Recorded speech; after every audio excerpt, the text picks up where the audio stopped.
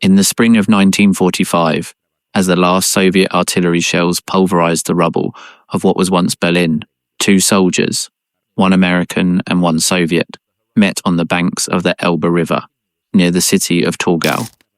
They shook hands, they smiled, they embraced. The cameras captured that moment and broadcast it around the world as a symbol of Allied victory. But what no one said that day, what no headline revealed, was that those same men embracing with tears in their eyes represented two powers that in a matter of months would become the most dangerous enemies the planet had ever known. A handshake that hid the germ of a conflict that would last nearly half a century, that would bring the world to the brink of nuclear annihilation.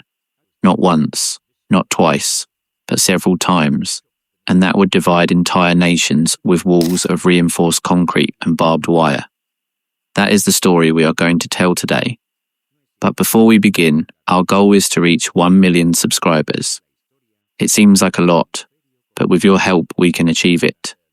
Subscribe now, give it a like, and be a part of this story. Because this is not just a story about generals and politicians. It is the story of how the corpse of the Third Reich was dismembered by the victors, piece by piece, secret by secret, scientist by scientist. It is the story of how the most crushing defeat of the 20th century gave birth to the world in which you right now are living. Every military alliance that exists today, every satellite that orbits above your head, every nuclear non-proliferation treaty, every borderline drawn in Europe, in Asia, in the Middle East. Everything, absolutely everything, has its roots in what occurred between the smouldering ruins of the Reich and the silent corridors of the new empires that divided the spoils. How is it possible that two allies who fought together against absolute evil became, almost overnight, mortal rivals? What secrets did the Third Reich hold that were so valuable that the United States and the Soviet Union were willing to protect war criminals to obtain them? And why were the first shots of the Cold War not heard in Berlin or Moscow, but in places that most people would never associate with that conflict? To understand all that, we have to go back, not far, just to the exact moment when the world changed forever. On April 30th, 1945, in a subterranean bunker in Berlin, 16 meters below the surface, Adolf Hitler took his own life. His body was taken to the garden of the Reich Chancellery, doused with gasoline and burned. The flames consumed the man who had sworn to create an empire that would last 1,000 years, and which, in reality, barely survived 12. But what those flames did not consume was the legacy of destruction he left behind. 60 million dead, entire cities reduced to dust, countries erased from the map, and a European continent that resembled a vast, open-air cemetery. When the Allied soldiers entered Berlin, what they found was hard to believe even for men hardened by war. 90% of the buildings in the city centre were destroyed or severely damaged. The streets were trenches of rubble. The stench of death permeated the air. Women, the elderly, and children wandered among the ruins like ghosts, searching for food in the wreckage, drinking water from contaminated puddles. Throughout Germany, nearly 20 million people were left homeless. Across Europe, the figure was incalculable.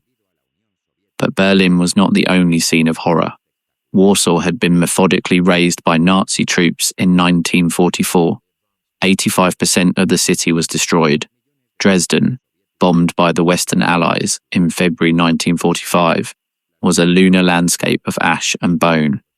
Stalingrad, the city that the Soviets had defended house by house, room by room, step by step, was no longer a city. It was a symbol of total destruction. Rotterdam, Coventry, Hamburg, Tokyo, Hiroshima, Nagasaki. The list was endless. And in the midst of all this devastation, an urgent question began to resonate in the offices of Washington, London, and Moscow. What do we do now?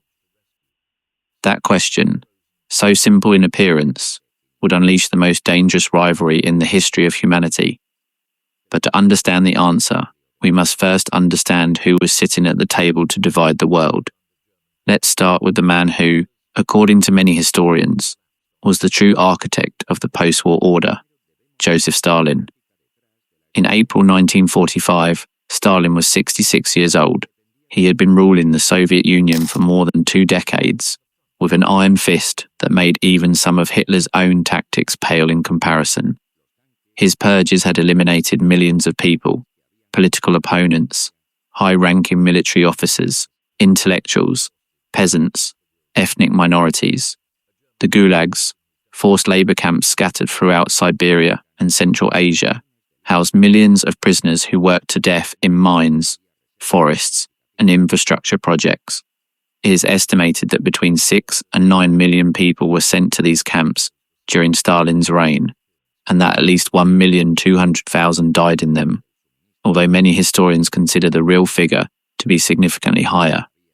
But Stalin was also the leader who had guided the Soviet Union through the bloodiest war in its history. They called it the Great Patriotic War, and the numbers were staggering. The Soviet Union lost between 26 and 27 million people during World War II. 27 million. To put it in perspective, that's equivalent to the entire population of a country like Venezuela or all of Australia disappearing in the span of 4 years.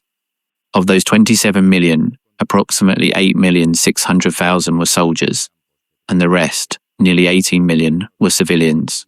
Civilians who died of starvation during sieges, were executed by German troops, murdered in mass graves, died of cold, of disease, of despair. No other country lost as much in the war, not even close. And that explains something fundamental that many in the West did not understand at the time, and that many still do not understand today: the Soviet obsession with security.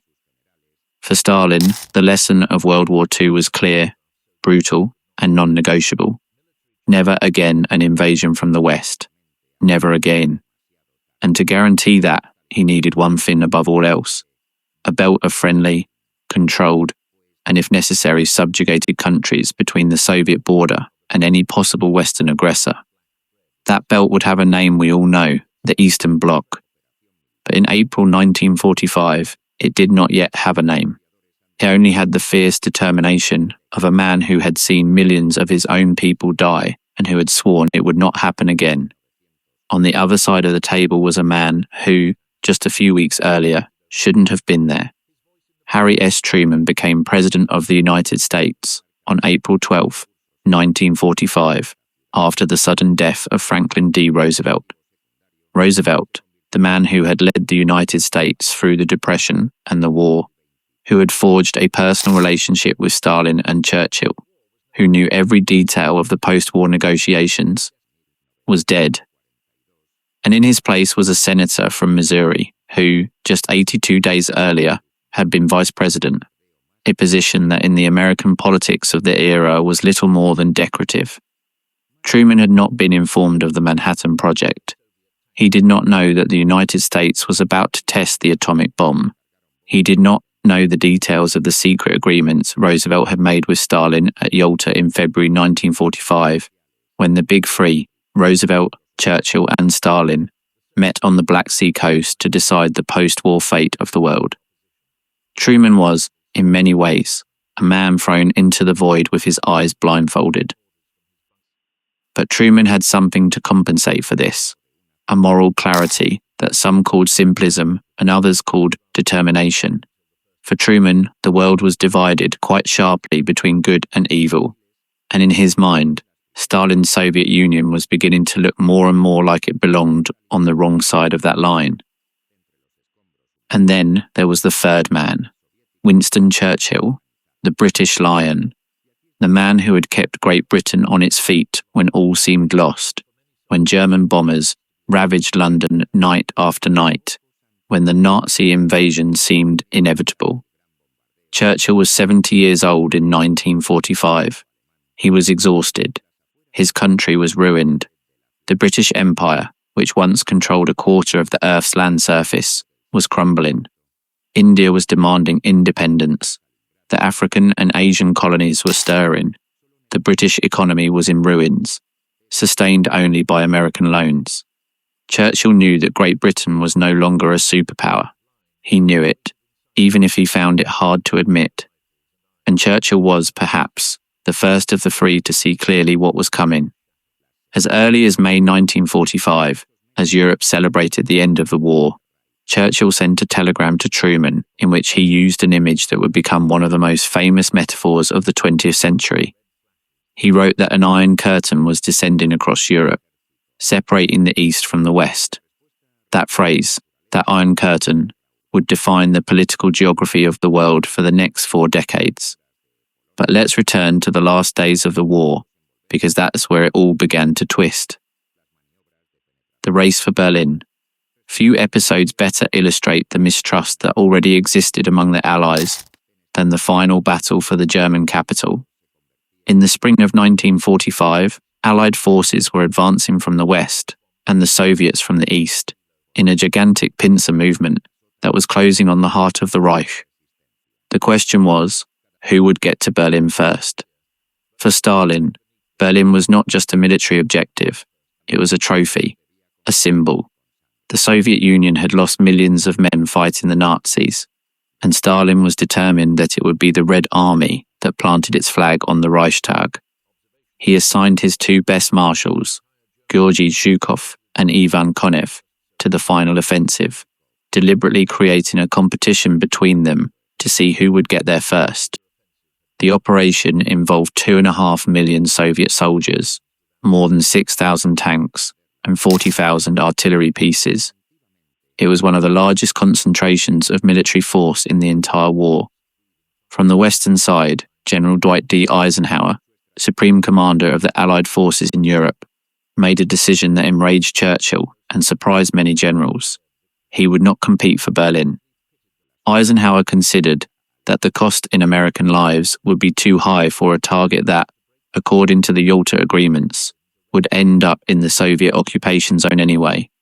In a message sent directly to Stalin, bypassing the usual diplomatic channels, which provoked a formal protest from Churchill, Eisenhower communicated that his forces would stop at the Elbe River. Churchill was furious. He saw with absolute clarity what it meant to let the Soviets take Berlin without Western opposition. He was handing them the biggest bargaining chip of the post-war period. "I think we should advance as far east as possible," Churchill wrote. "If the Soviets take Berlin, will they not believe that they are the ones who contributed most to the defeat of Germany?" And he was right. That is exactly what they believed. And that is exactly what gave them an enormous advantage in the negotiations to come. The Battle of Berlin, which lasted from April 16th to May 2nd, 1945, was an apocalyptic bloodbath. The Soviets lost more than 80,000 soldiers killed and more than 270,000 wounded in just 2 weeks. German casualties were equally devastating. Between the military defense and civilians caught in the crossfire, it is estimated that at least 100,000 people died, although some calculations raised the figure to 125,000. The city was taken block by block, building by building, room by room. The fighting in the flooded subway, in the underground tunnels, in the cellars of the ruined houses, reached a level of brutality that defies imagination. And along with victory came revenge.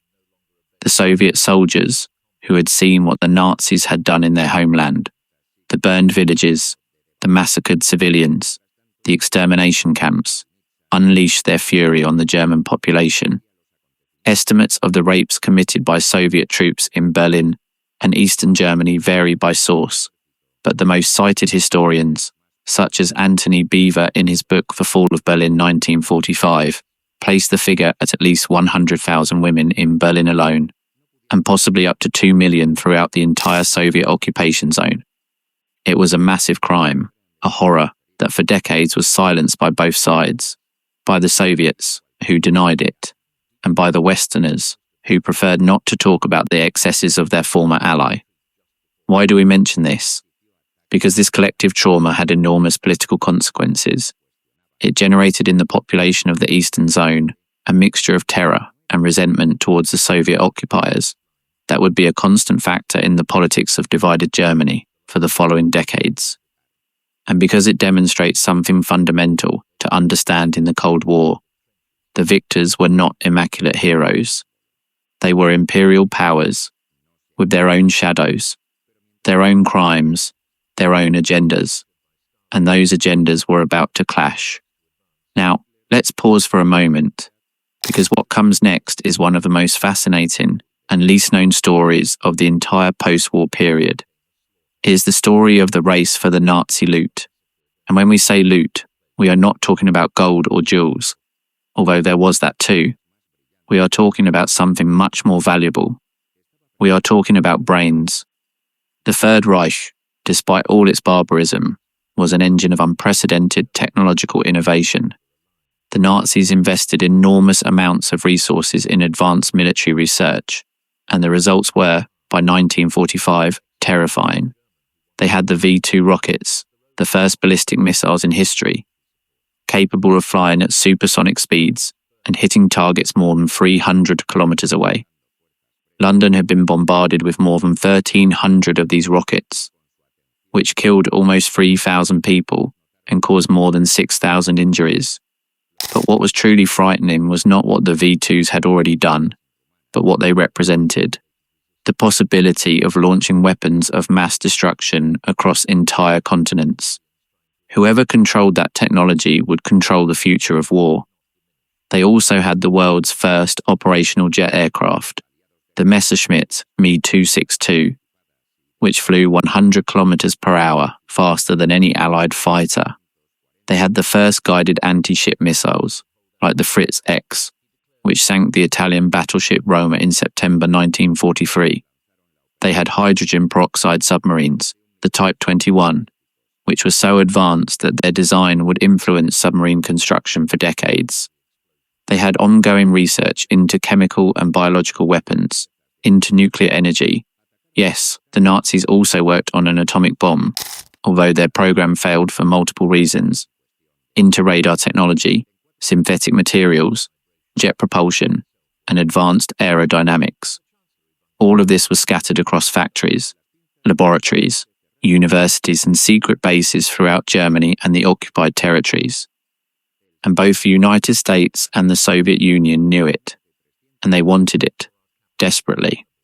Thus was born one of the most secret and morally questionable operations in American history, Operation Paperclip. The official name was Operation Overcast, and it was later changed to Paperclip, apparently because the files of the selected scientists were marked with a paperclip.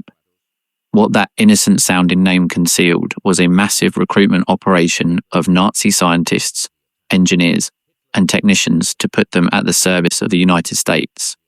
And we are not talking about just any scientists. We are talking about men who, in many cases, had used slave labor from concentration camps to build their rockets and their weapons. The most famous case is that of Wernher von Braun. Von Braun was a brilliant aerospace engineer, undoubtedly one of the geniuses of 20th century rocketry. He was also a member of the Nazi Party since 1937 and an officer in the SS since 1940. And he was the man who led the development of the V-2 rockets at the secret base of Peenemünde on the Baltic coast, and later in the underground factories of Mittelwerk, excavated inside the Harz Mountains. Mittelwerk. The name alone should make your skin crawl, because the underground factories of Mittelwerk were built by prisoners from the Dora Mittelbau concentration camp. It is estimated that at least 20,000 prisoners died during the construction and operation of these factories. They died of exhaustion, of hunger, of disease, crushed by collapses, executed by the SS guards. The prisoners worked 12-hour shifts in damp, dark, unventilated tunnels, assembling the components of the rockets that would later fall on London. And what did the United States do with the man responsible for all this? It brought him to America. It gave him a laboratory. It gave him funding. It gave him citizenship. And eventually, Wernher von Braun became the director of the NASA Marshall Space Flight Center, the man who designed the Saturn V rocket that took the Apollo 11 astronauts to the moon in July 1969. Read that again. The rocket that took humanity to the moon was designed by a former SS officer whose factories killed 20,000 slaves. That is the kind of moral paradox that defines the Cold War. And von Braun was not the only one. Operation Paperclip recruited more than 1,600 German scientists and technicians between 1945 and 1959, specialists in rockets, aviation, medicine, chemical warfare, and electronics. To facilitate their entry into the United States, the Office of Strategic Services, the predecessor of the CIA, and the Department of Defense deliberately altered the files of these scientists, eliminating or minimizing their links to Nazism. Men who had been classified as a security threat by war crimes investigators were reclassified as not dangerous with a simple stroke of a pen. And the Soviets. The Soviets did exactly the same thing, but with less subtlety. Their equivalent operation was called Operation Oswiecim and was carried out on October 22, 1946. In a single night, Soviet troops removed more than 2,200 German scientists and technicians, along with their families, from their homes in the Soviet occupation zone and transported them by train to the Soviet Union. They were housed in closed facilities, secret cities, guarded laboratories. They were given no choice. It was either cooperate or face the consequences. Among the scientists captured by the Soviets was Helmut Grottrup, von Braun's second-in-command at Peenemünde, who helped the Soviets develop their first ballistic missiles. They also captured specialists in optics, electronics, jet engines, and industrial chemistry. Everything they could take, they took. And then there was the uranium. In the spring of 1945, as the Allied armies advanced through Germany, a special unit of the US Army called the Alsos Mission had a specific task: to find everything related to the German nuclear program before the Soviets did. The Alsos Mission located the German experimental reactor in Haigerloch, captured the main Nazi nuclear physicists, including Werner Heisenberg and Otto Hahn, and seized more than a ton of uranium oxide that had been stored in various locations. But the Soviets also found their own.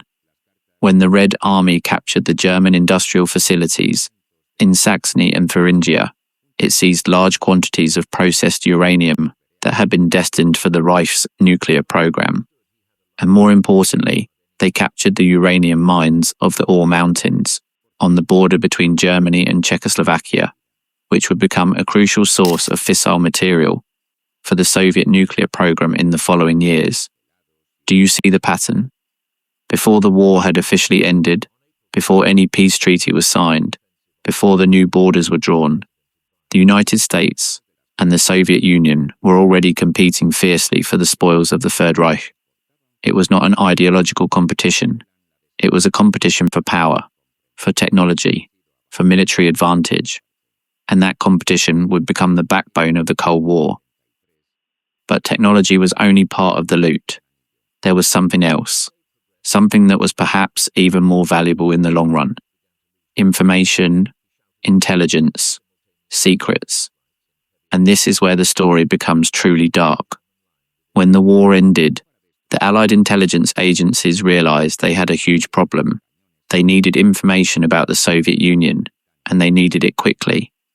During the war, Western intelligence had focused almost exclusively on Germany and Japan. They knew relatively little about the Soviet Union. They had no established espionage networks inside Soviet territory. They had no infiltrated agents in the Kremlin. They had almost nothing. And who did have information about the Soviet Union? The Nazis. The Germans had fought on the Eastern Front for almost 4 years. They had occupied vast extensions of Soviet territory. Their intelligence service, the Abwehr, and the SS security service, the Sicherheitsdienst, had recruited spies, informants, and collaborators in all the countries of Eastern Europe and in the Soviet Union itself. They had detailed files on the structure of the Red Army, on Soviet industry, on communication networks, on the system's weaknesses. And so began one of the murkiest chapters of the post-war period, the collaboration between Western intelligence agencies and former Nazi officers. The most notorious case is that of Reinhard Gehlen. Gehlen had been head of the Fremde Heer Ost, Foreign Armies East, section of the German General Staff. His job during the war had been to gather information about the Red Army. When he saw that defeat was inevitable, Galen did something extraordinarily calculating. He buried microfilms with all his intelligence in waterproof containers in the Bavarian Alps and surrendered to the Americans with an offer they could not refuse. "I will give you everything I know about the Soviets," he said, in essence. "In return, I want you to let me run my own intelligence organization." And the Americans accepted. The Galen Organization, as it became known, operated from 1946 under the financing and protection of the CIA. Galen recruited hundreds of former Nazi officers, including former members of the SS and the Gestapo, many of whom had blood on their hands. In 1956, the Galen Organization officially became the BND, the Bundesnachrichtendienst, the Foreign Intelligence Service of the Federal Republic of Germany, an intelligence service founded by ex-Nazis, financed by the CIA, that operated for decades in the heart of Cold War Europe. How was this possible? How was it possible that the same countries that had fought against Nazism, that had liberated the concentration camps, that had seen with their own eyes the mass graves and the gas chambers, would agree to work with the executioners? The answer is as simple as it is unsettling, because the enemy had changed. Nazism was dead. Communism was alive. And in the ruthless logic of geopolitics, the enemy of my enemy is my friend, no matter how much blood is on his hands. But let's pause here for a second, because we need to go back a bit to understand how we got to this point. We need to talk about the conferences that shaped the post-war world, because everything we have just described, the race for scientists, the competition for technology, the collaboration with war criminals, did not happen in a vacuum. It happened in a political context that was designed, negotiated, and agreed upon in 3 meetings that changed the course of history. Tehran, Yalta, Potsdam. 3 cities, 3 conferences, 3 acts of a play for which no one knew they were writing the script for half a century of global tension. The first was in Tehran in November 1943. The war was still far from over, but the Allies already knew they were going to win. Roosevelt, Churchill, and Stalin met for the first time in the Iranian capital to coordinate their final strategy. It was there that the opening of the Second Front in Western Europe, what would be D-Day in June 1944, was agreed upon, and where Stalin obtained the promise that the Soviet Union would have influence over Eastern Europe after the war. It was also in Tehran that the first cracks began to appear. Stalin was suspicious that the Western Allies were deliberately delaying the invasion of France to let the Soviets bleed out alone against the Germans in the East, and he was not entirely wrong in his suspicion. The delay of the Second Front was a source of Soviet resentment that poisoned relations for years. The second conference was in Yalta in February 1945. By then, the Red Army was already at the gates of Berlin, and the Western Allies had crossed the Rhine. Victory was a matter of weeks. In Yalta, at the Levadia Palace, facing the Black Sea, the 3 leaders sat down to carve up Europe as if it were a cake. The decisions they made in those 8 days of meetings shaped the post-war world in ways that are still felt today. It was agreed that Germany would be divided into zones of occupation, one for the United States, one for Great Britain, one for France, and one for the Soviet Union. Berlin, although it was in the middle of the Soviet zone, would also be divided into 4 sectors.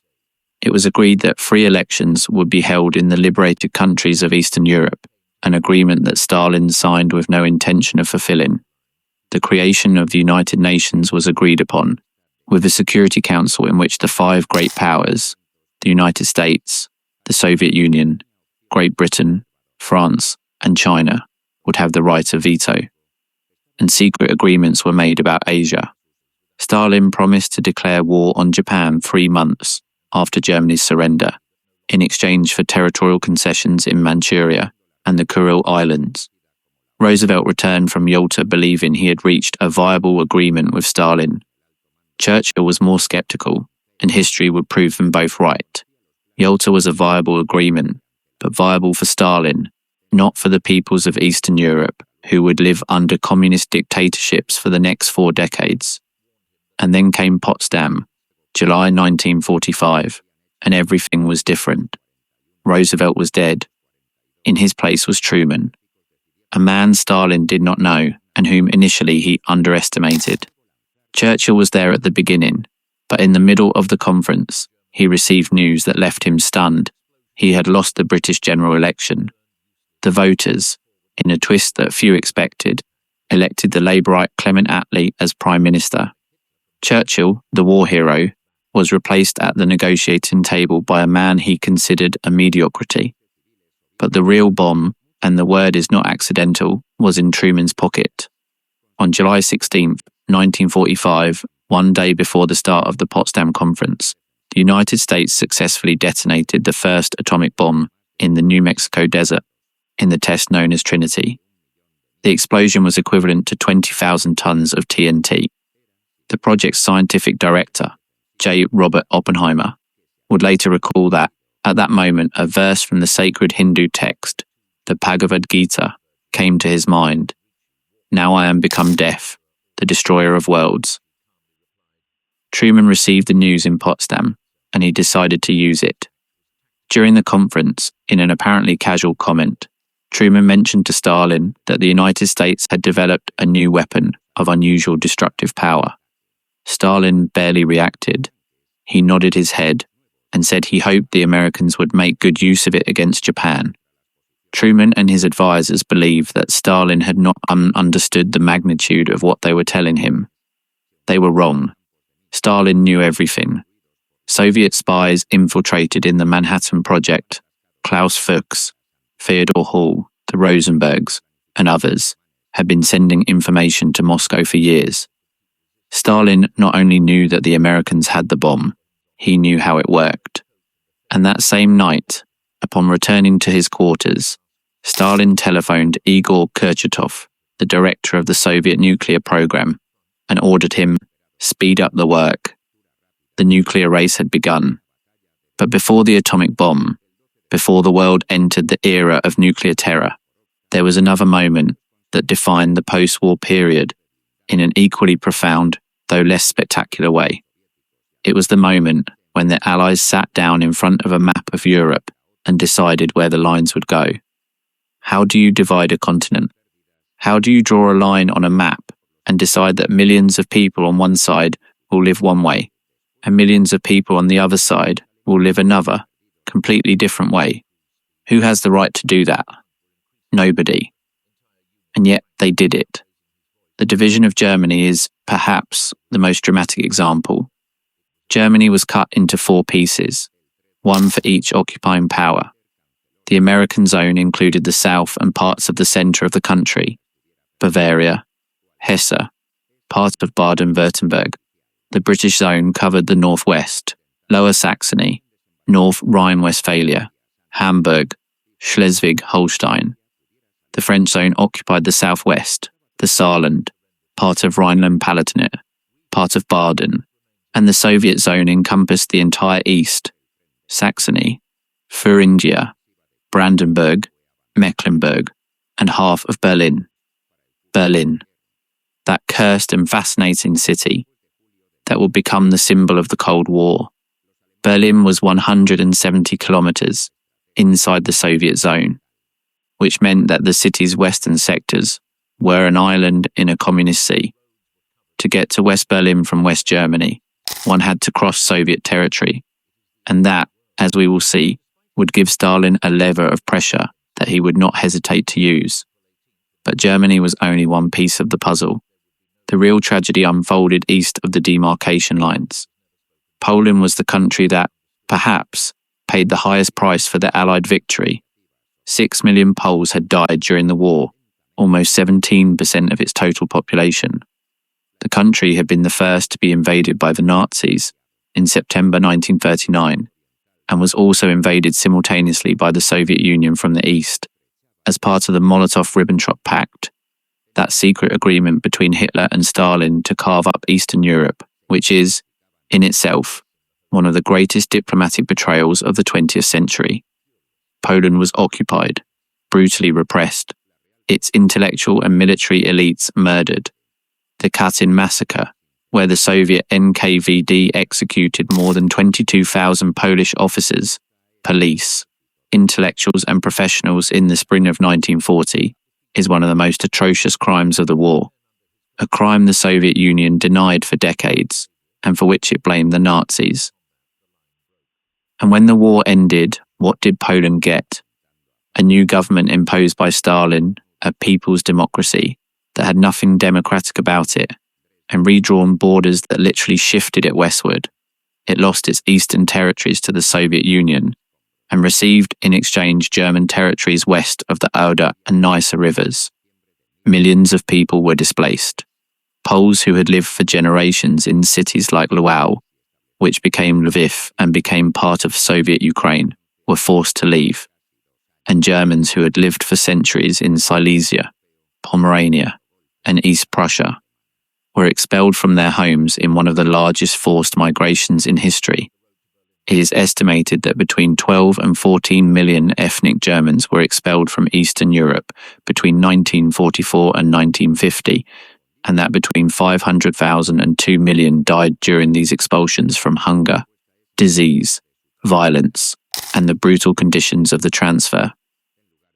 Czechoslovakia suffered a similar fate. During the war, the country had been dismembered by the Nazis. The Sudetenland regions were annexed to the Reich.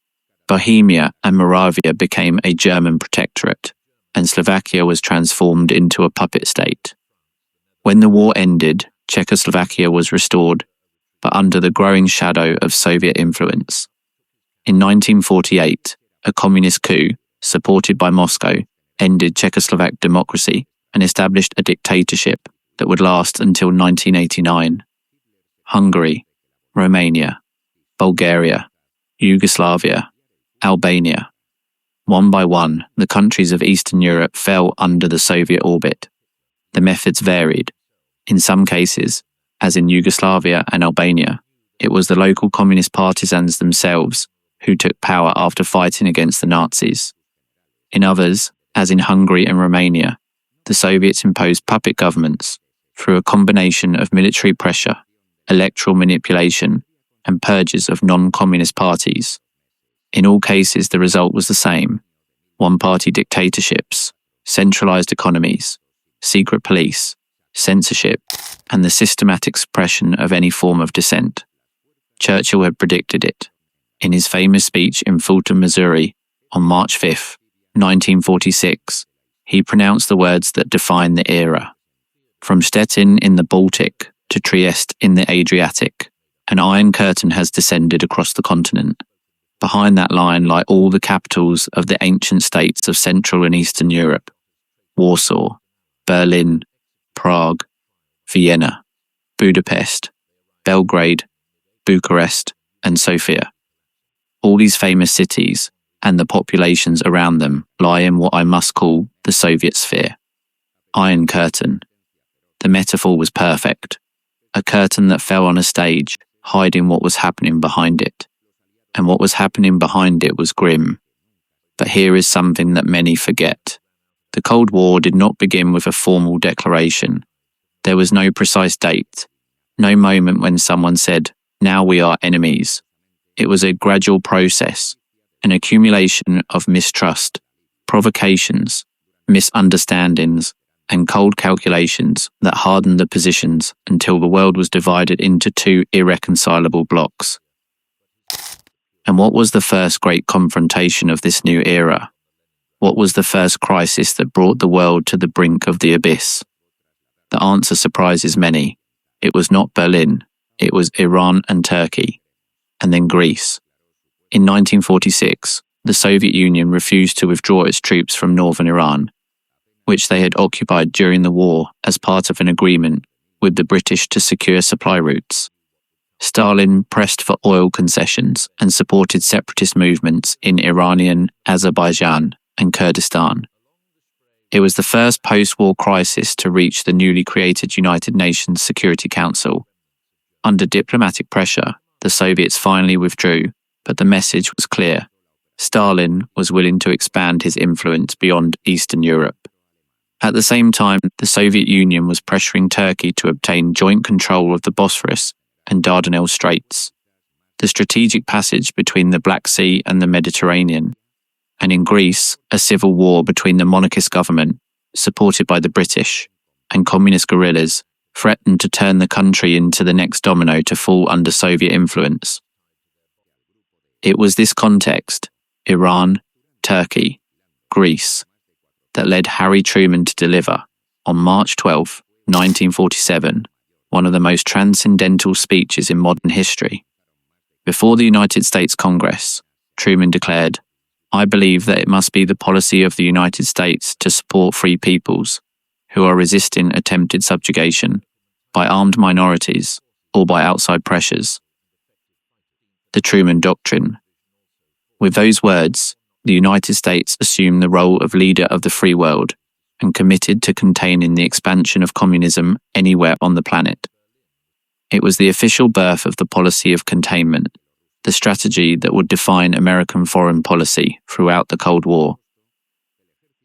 And where did that strategy come from? From a telegram. A single telegram that changed the way Washington saw the world. On February 22, 1946, George F. Kennan, an American diplomat stationed at the embassy in Moscow, sent an 8,000-word dispatch, known as the Long Telegram, to the State Department in Washington. In it, Kennan argued that the Soviet Union was fundamentally expansionist, that its communist ideology drove it to extend its influence throughout the world, and that it was not possible to negotiate with Stalin as one would negotiate with a democratic leader.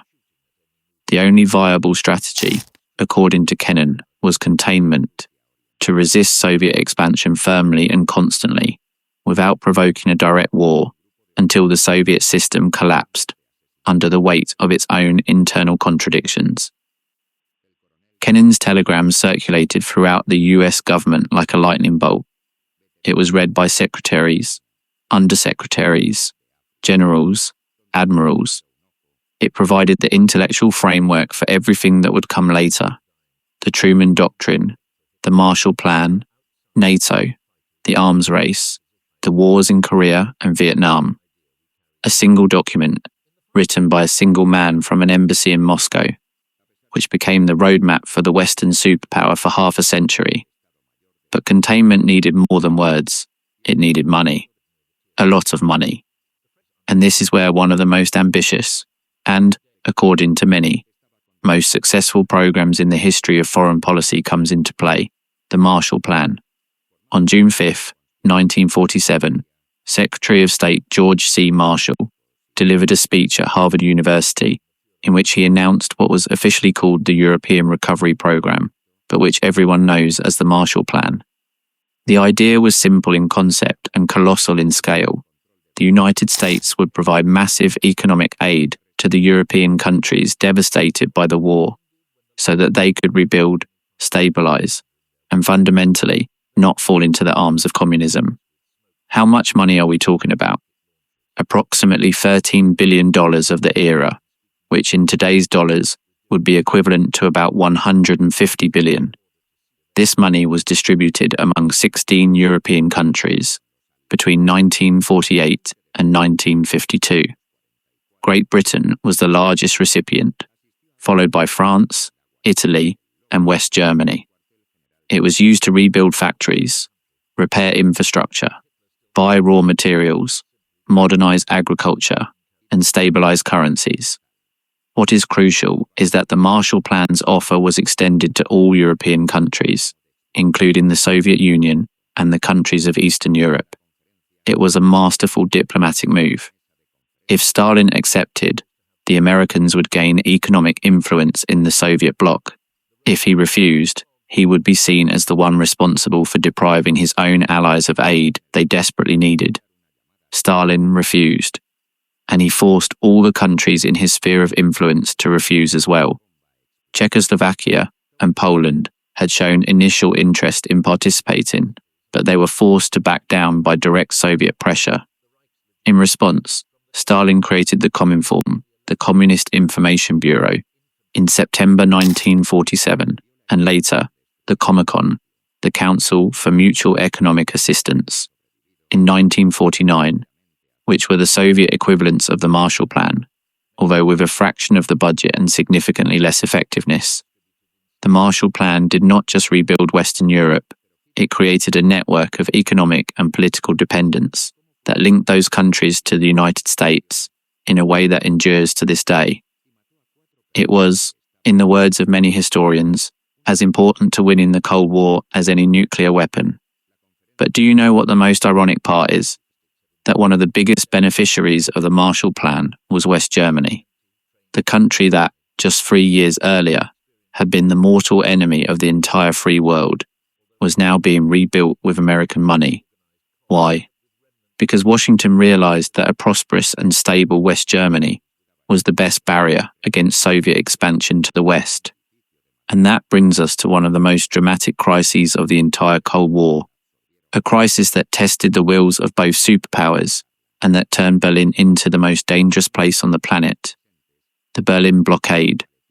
To understand what happened, you have to remember the geography.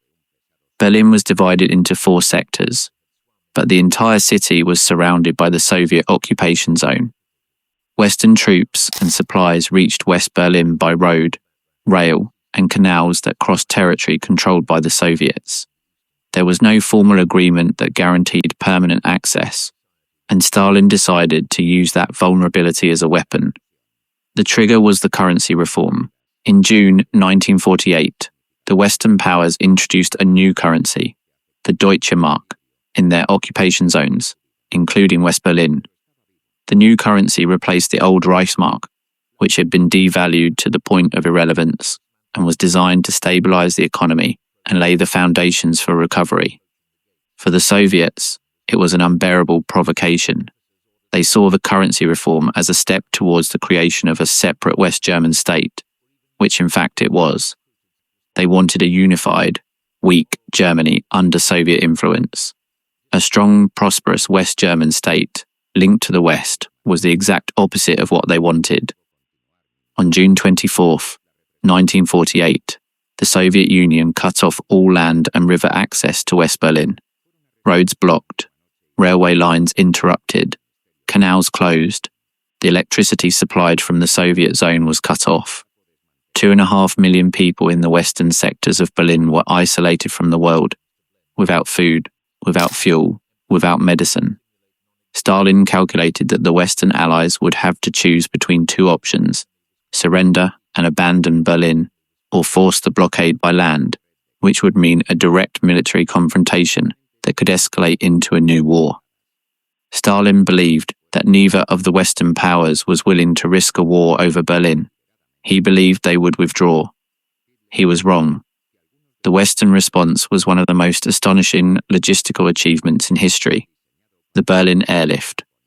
From June 26, 1948 to May 12, 1949, American, British, and, to a lesser extent, French planes flew non-stop to West Berlin, carrying everything the city needed to survive: food, coal, medicine, clothing, machinery, construction materials, everything. The numbers are hard to believe. In the nearly 11 months that the airlift lasted, Allied planes made more than 277,500 flights. They transported more than 2,300,000 tons of supplies. At the height of the operation, a plane landed at one of West Berlin's airports every 30 seconds. The pilots flew day and night, in rain, in fog, in snow. There were accidents. 39 British pilots and 31 American pilots died, but the operation continued. And then there was Gao Halvorsen, the candy bomber, an American pilot who, during his flights to Berlin, began to drop candy tied to small improvised parachutes made of handkerchiefs for the Berlin children who gathered at the end of the runway. What began as a spontaneous gesture became a phenomenon. Other pilots joined in, the media covered the story, and soon Operation Little Victuals became a symbol of American generosity. More than 23 tons of candy and chocolate were dropped over Berlin. It was a brilliant propaganda operation, but it was also genuinely human. The children of Berlin never forgot the pilots who brought them sweets from the sky. Stalin underestimated Allied determination. He underestimated the logistical capacity of the airlift, and he underestimated the political effect of his own blockade, which united Western public opinion against the Soviet Union as no speech or document could have done. On May 12, 1949, the Soviet Union lifted the blockade, tacitly admitting its failure. But the consequences of the blockade were much more profound than the simple fact of who won or lost that confrontation. The blockade accelerated the division of Germany into two separate states. On May 23, 1949, the three Western occupation zones unified to form the Federal Republic of Germany, with Bonn as its capital and Konrad Adenauer as its first chancellor. On October 7, 1949, the Soviet zone became the German Democratic Republic, with East Berlin as its capital and Wilhelm Pieck as its president. Germany, the heart of Europe, was cut in two, and it would remain so for 40 years. The blockade also accelerated the creation of NATO. On April 4, 1949, 12 nations, the United States, Canada, Great Britain, France, Italy, the Netherlands, Belgium, Luxembourg, Norway, Denmark, Iceland, and Portugal, signed the North Atlantic Treaty in Washington, creating the most powerful defensive military alliance in history. The fundamental principle was simple: an attack against one was an attack against all. If the Soviet Union attacked any member of NATO, it would face the response of all the others. It was the first time in its history that the United States committed to a permanent military alliance in peacetime with European nations. American isolationism, the policy that had kept the United States out of European wars for more than a century, was officially dead. The Soviets responded in 1955 with the creation of the Warsaw Pact, which militarily united the Soviet Union with its satellite states in Eastern Europe: Poland, Czechoslovakia, Hungary, Romania, Bulgaria, Albania, and East Germany. Europe was now divided, not only politically, but militarily, into two blocks, armed to the teeth, that stared at each other across the inner German border. And so, piece by piece, confrontation by confrontation, the post-war world took shape. A world divided in two. A world where peace was not the absence of war, but the presence of a fear so absolute that it prevented war from breaking out. But how did it reach that level of fear? What was it that turned the rivalry between the United States and the Soviet Union into something existential, something that literally threatened the survival of the human species? The answer, of course, is the bomb. On August 29, 1949, the Soviet Union detonated its first atomic bomb, known as First Lightning, or in the American designation Joe 1, for Joseph Stalin. The test was conducted at the Semipalatinsk test site in what is now Kazakhstan. The explosion was equivalent to 22 kilotons, slightly more powerful than the Hiroshima bomb. For the Americans, the news was an earthquake. For 4 years, since August 1945, the United States had had a monopoly on nuclear weapons. That monopoly was the basis of its entire security strategy. Now, experts predicted that the Soviet Union would take at least 10, perhaps 15, or even 20 years to develop its own nuclear weapon. Some scientists, like Vannevar Bush, estimated that the Soviets would not have the bomb before 1957 or 1960. General Leslie Groves, director of the Manhattan Project, went so far as to say that the Russians would take 20 years.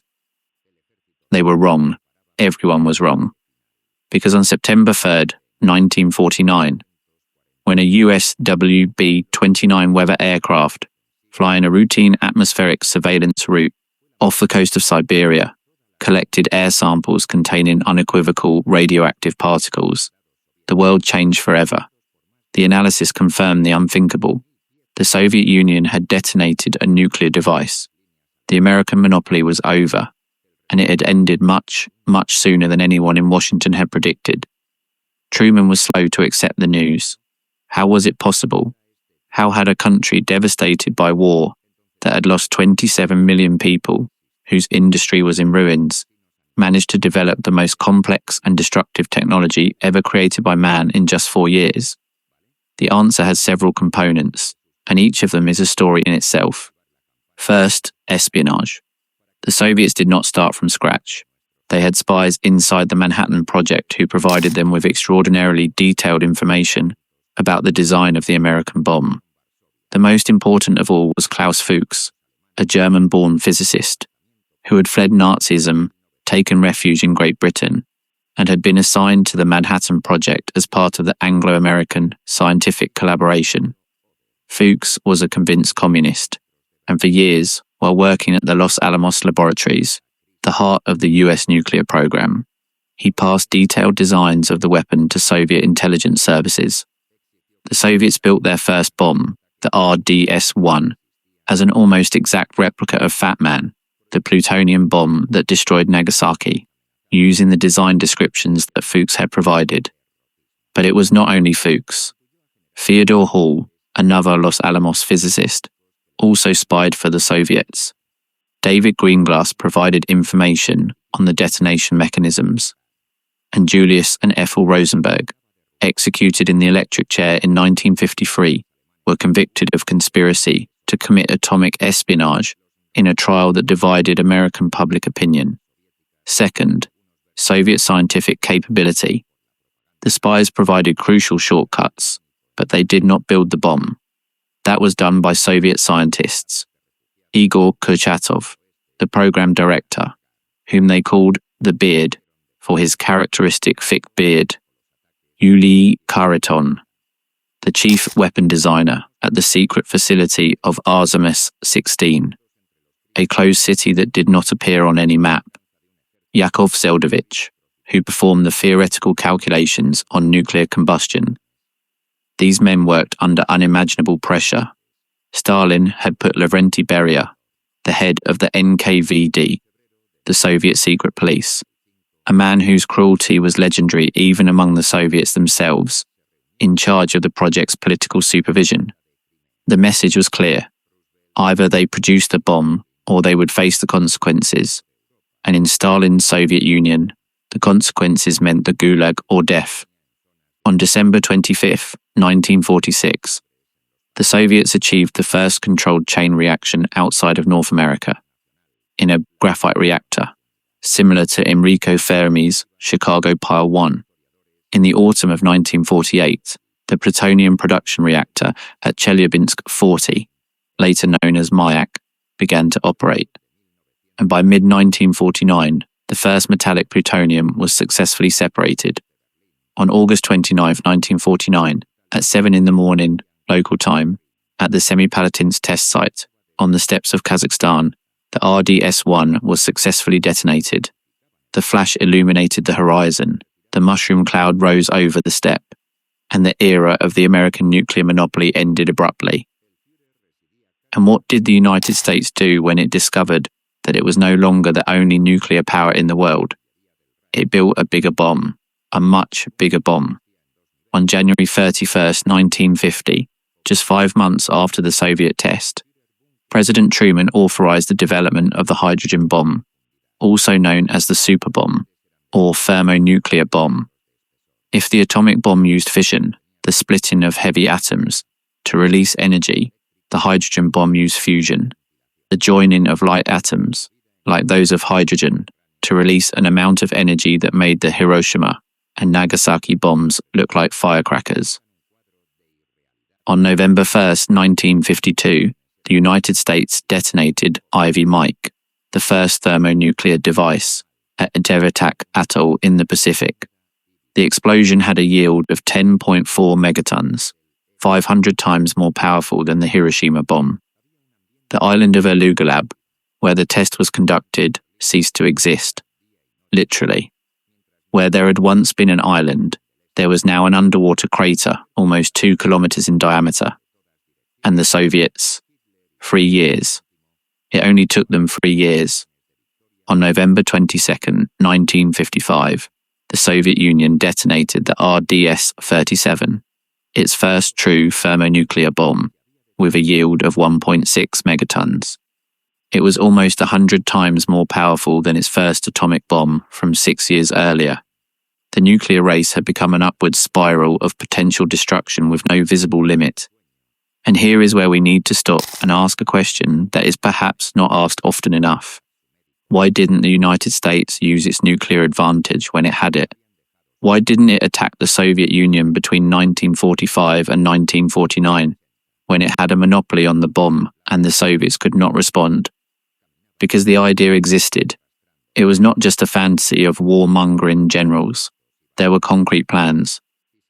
In August 1945, immediately after the Potsdam Conference, President Truman ordered General Eisenhower to draw up what became known as Plan Totality, which contemplated a nuclear attack on 20 Soviet cities: Moscow, Leningrad, Gorky, Sverdlovsk, Novosibirsk, Omsk, Saratov, Kazan, Baku, Tashkent, Chelyabinsk, Magnitogorsk, Tiflis, Grozny, Irkutsk, and others. However, later research revealed that Plan Totality was actually a disinformation maneuver, part of what has been called Truman's Great Atomic Bluff, designed primarily to misinform the Soviet government about American intentions. But there were other plans that were not bluffs. The Pincher Plan of 1946, the Broiler Plan of 1947, the Half Moon Plan of 1948, the Trojan Plan of 1949. All contemplated war scenarios with the Soviet Union that included the massive use of nuclear weapons. The problem was practical. The United States simply did not have enough bombs. In 1945, after Hiroshima and Nagasaki, the American nuclear arsenal was practically non-existent. The production of fissile material was slow and expensive. In 1946, the United States had just 9 atomic bombs. In 1947, 13. In 1948, 50. Considering the dispersed nature of Soviet industry, planners estimated that at least 400 nuclear bombs would be needed to defeat the Soviet Union, assuming an optimistic success rate of 50%. 400 bombs, and they had 50. The math did not add up.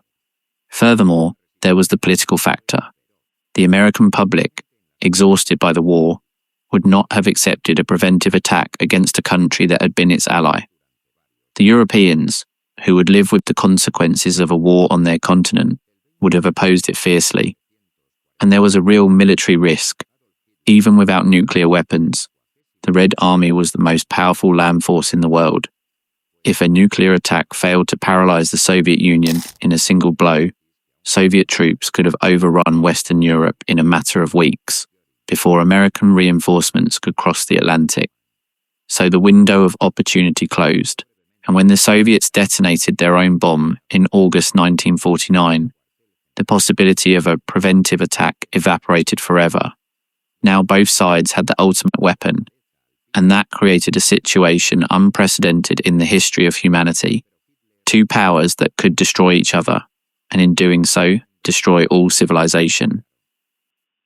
The strategists gave it a name: Mutual Assured Destruction. In English, Mutual Assured Destruction. The acronym, with chilling irony, formed the word MAD, madness. And the madness had only just begun. But the Cold War was not fought only with bombs that were never launched. It was fought on real battlefields, with real soldiers who died in very real wars. And the first of those wars, the one that showed that the rivalry between the superpowers could turn any corner of the planet into hell, occurred in a place that most Americans could not even locate on a map. Korea. How did Korea become the first battlefield of the Cold War? How is it possible that a peninsula on the eastern edge of Asia, a country that had no apparent strategic importance for the superpowers, became the scene of a war that killed more than 3 million people?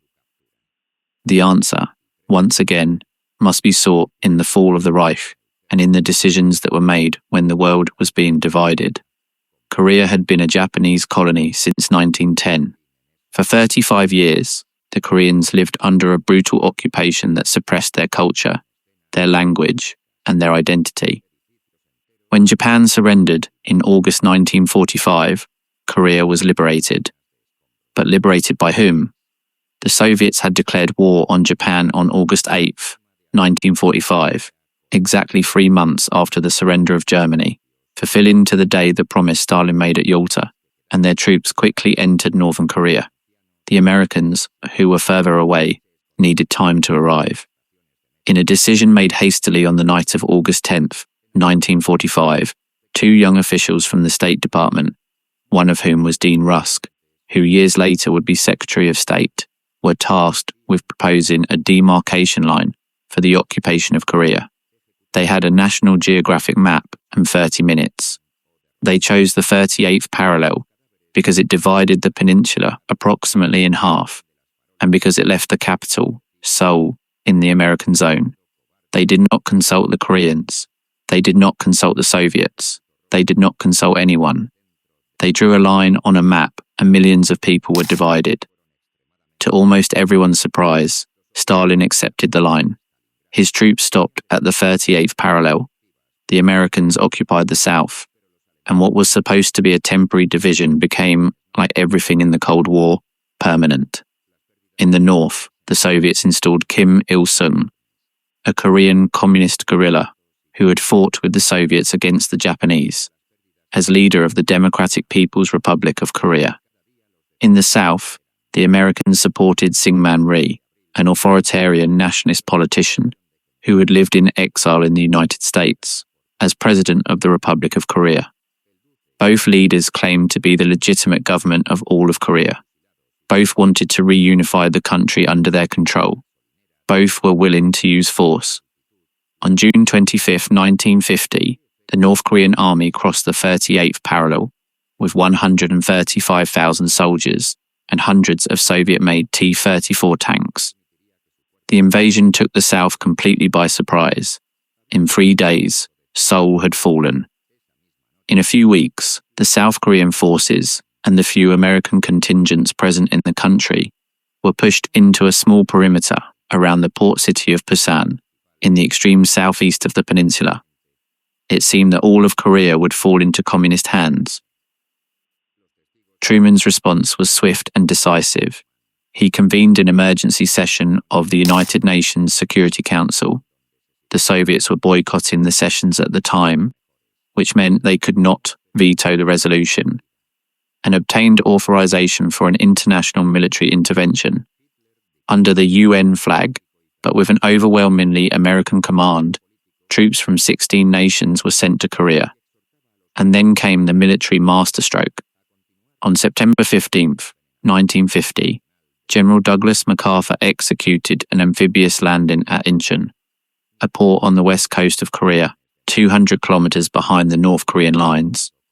It was a huge gamble. The port conditions, with extreme tides and narrow channels, made the landing incredibly risky, but it worked. The North Korean troops, with their supply lines cut, crumbled. Seoul was recaptured, and the UN forces began to advance northward, crossing the 38th parallel. This is where the war could have ended. Victory could have been declared, the original border restored, and things left as they were.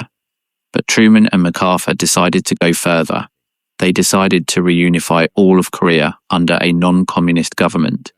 The troops crossed the 38th parallel and advanced north towards the Yalu River, the border between North Korea and China. It was a catastrophic mistake. China, which since October 1949 had been governed by the Communist Party of Mao Zedong, had repeatedly warned that it would not tolerate hostile forces on its border. MacArthur dismissed the warnings. He said the Chinese would not dare to intervene, and if they did, he promised, we will destroy them. On October 25, 1950, 300,000 Chinese soldiers crossed the Yalu River and fell upon the UN troops like an avalanche. They were the so-called Chinese People's Volunteers, a deliberately misleading name to maintain the fiction that China was not officially at war. The Chinese soldiers advanced in human waves, with bugles and whistles, often without enough firearms, but in numbers so overwhelming that the Allied lines broke. What followed was one of the most brutal retreats in American military history. UN troops were pushed south in a debacle that MacArthur would call an entirely new war. In December 1950, Seoul fell for the second time. Temperatures reached 30 degrees below zero. Soldiers died from frostbite as much as from bullets. The Battle of the Chosin Reservoir, where US Marines were surrounded by 8 Chinese divisions and had to fight their way out for 17 days through frozen mountains, became one of the bleakest epics in American military history. Of the 15,000 Marines who entered Chosin, more than 3,000 were killed or wounded in combat, and another 6,000 suffered frostbite injuries. MacArthur, frustrated and furious, proposed a radical escalation. He wanted to bomb Chinese bases in Manchuria, use atomic bombs against China, and deploy Chinese nationalist troops from Taiwan to the mainland. Truman refused. An attack on China could drag the Soviet Union into the conflict, and that would mean World War III. When MacArthur made his criticisms of the president's policy public, Truman dismissed him on April 11, 1951, in one of the most controversial decisions of his presidency. MacArthur returned to the United States as a hero to millions of people. Truman was vilified, but history would prove him right. Containing the war in Korea, however painful, avoided a global nuclear conflagration. The war stalled around the 38th parallel, approximately where it had begun. For 2 more years, the fighting continued. Trenches, hills disputed over and over again, endless negotiations in Panmunjom, while the soldiers kept dying.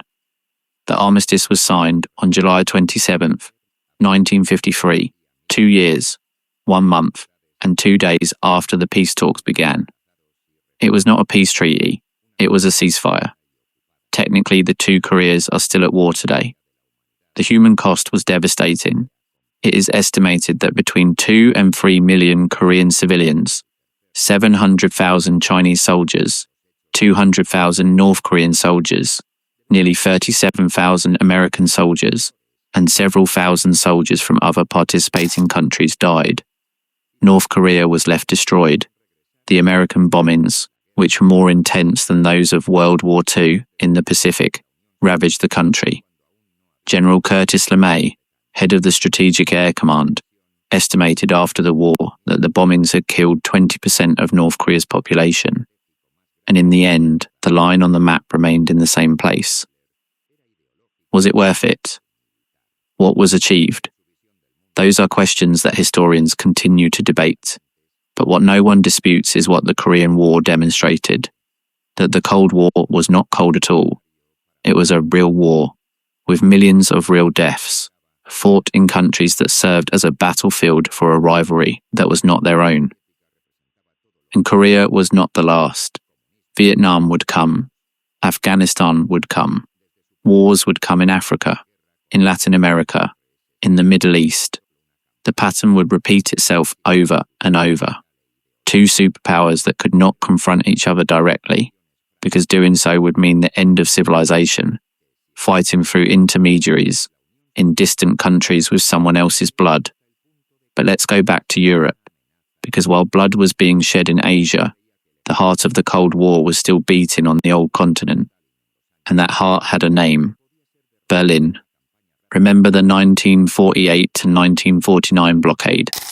Well, that was just the first act. The second act would be much more dramatic, and its symbol would be a structure that would become the emblem of oppression, division, and the inhumanity of the 20th century. The Berlin Wall. To understand why the wall was built, you have to understand what was happening in divided Germany in the 1950s. West Germany, the Federal Republic, had become an economic miracle. With the help of the Marshall Plan, the currency reform, and the economic policies of Ludwig Erhard, Adenauer's Minister of Economics, whom many considered the true architect of the Wirtschaftswunder, the German economic miracle, the economy of West Germany grew at a dizzying pace. Between 1950 and 1960, industrial production tripled. Unemployment, which had been 11% in 1950, fell below 1% in 1960. The shops filled with products, the highways filled with cars. West Germans were living better and better. On the other side of the line, the story was very different. The German Democratic Republic, under the government of the Socialist Unity Party, the SED, controlled by the Soviets, had imposed a centralized economy, collectivized agriculture, nationalized industry, and suppressed all political dissent. The Stasi, the Ministry for State Security, would eventually become one of the most omnipresent and oppressive intelligence services in history, with one informant for every 63 citizens. But in the 1950s, the main problem was not surveillance, it was that people were leaving. They were leaving for the West, in droves. Between 1949 and 1961, approximately 3.5 million people left East Germany to move to West Germany. 3.5 million. In a country of 17 million inhabitants, that represented more than 20% of the population. And it wasn't the lazy or the useless who were leaving. It was the doctors, the engineers, the professors, the technicians, the skilled workers, the educated youth. It was precisely the people that the East German economy desperately needed to function. It was a hemorrhage that was killing the country.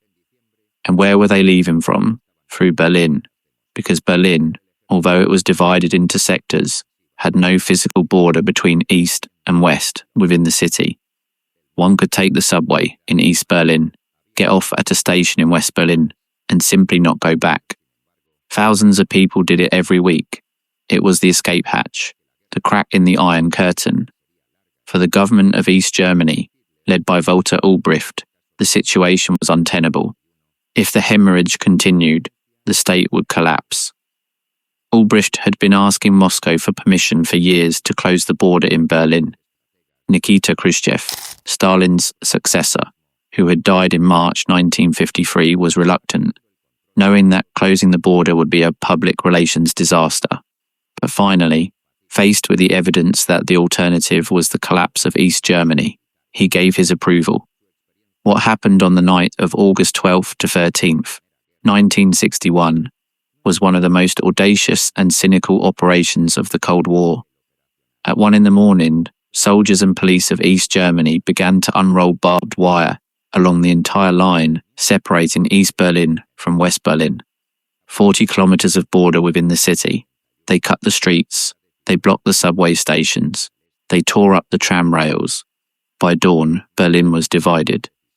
In the following days, the barbed wire was replaced by concrete blocks, and the concrete blocks became, over time, a reinforced concrete wall nearly 4 meters high, crowned by a cylindrical pipe that prevented gripping, flanked by a death strip between 30 and 150 meters wide that included raked sand to detect footprints, fences, anti-tank trenches, watchtowers with armed guards, with orders to shoot to kill, dogs, mines, and floodlights.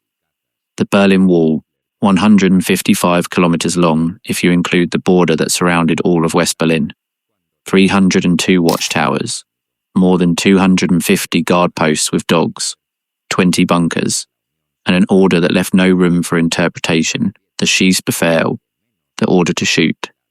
Anyone trying to cross the wall could be shot without warning. How many people died trying to cross the Berlin Wall? The exact figures are still a matter of debate. The most recent investigations identify at least 140 mortal victims, although some organizations place the figure above 200. The first victim was Ida Siegmann, 58 years old, who died on August 22, 1961, just 9 days after the wall was erected, when she jumped from the window of her apartment on Bernauer Strasse, which directly faced West Berlin. The fall killed her. The most famous case was that of Peter Pfeffer, 18 years old, who on August 17, 1962, tried to jump the wall with a friend. His friend made it. Peter was shot and fell into the death strip on the eastern side. He lay at the foot of the wall, wounded, bleeding, screaming in pain, in sight of hundreds of people on both sides. The East German guards did not approach. The West German soldiers could not cross without provoking an international incident. Peter Pfeffer agonized for an hour. Before the Eastern guards finally picked him up, He died on the way to the hospital. The photographs of Peter Fechter bleeding to death at the foot of the wall travelled the world and became one of the most powerful symbols of the inhumanity of the Cold War. But others tried to cross and succeeded, and their stories are incredible. There were those who dug tunnels, the most famous, Tunnel 57, 145 metres long, through which 57 people escaped in October 1964. There were those who flew over the wall in homemade hot air balloons. There were those who crossed through the sewers. There were those who hid in secret compartments inside cars. There was a man who built a zip line from the window of an East Berlin building to a West Berlin building and crossed by sliding down the cable. There were acrobats, engineers, desperate people, dreamers.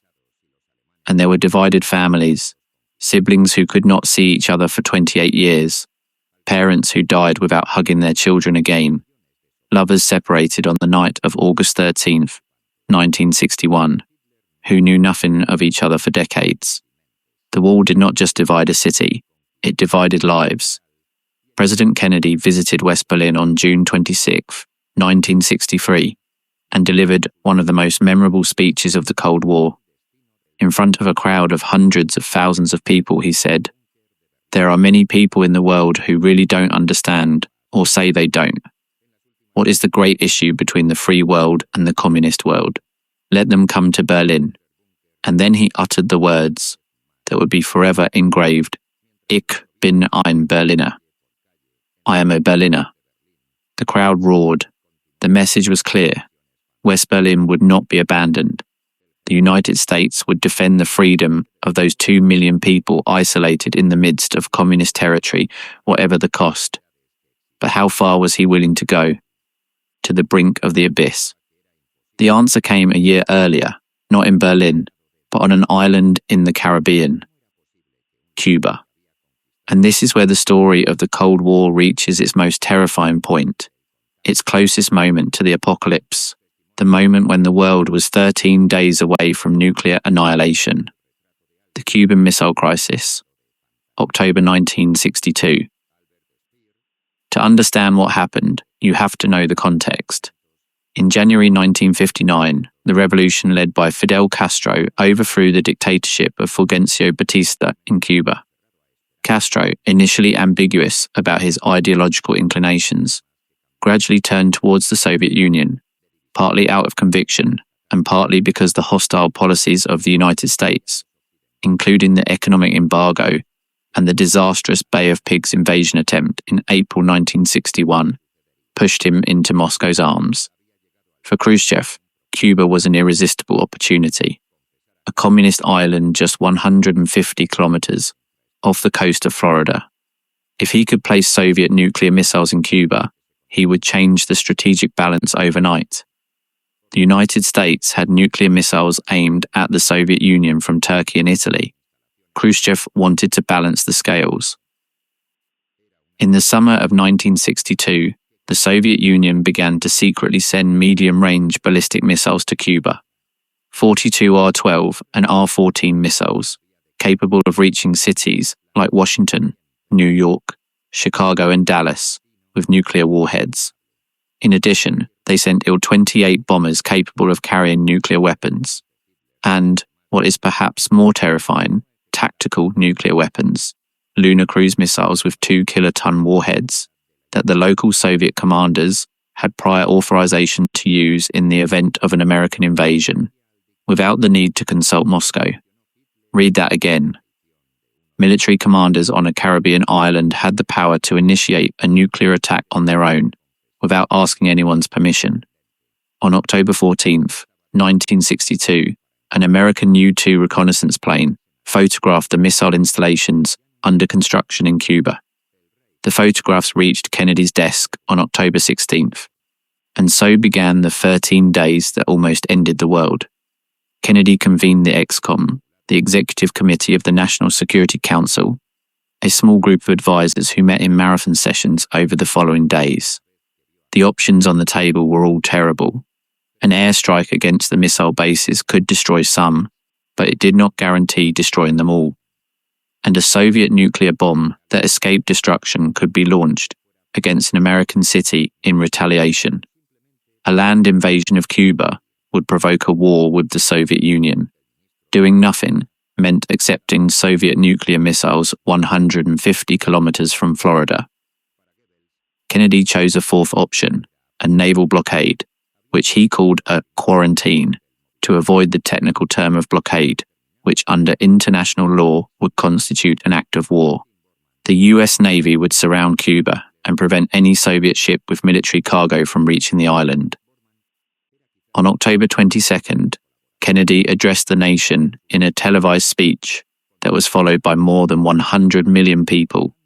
He revealed the existence of the missiles and announced the quarantine. The world held its breath. The days that followed were the most dangerous in the history of humanity. Soviet ships were approaching the quarantine line. Soviet submarines, one of them armed with a nuclear torpedo, were detected near the ship's routes.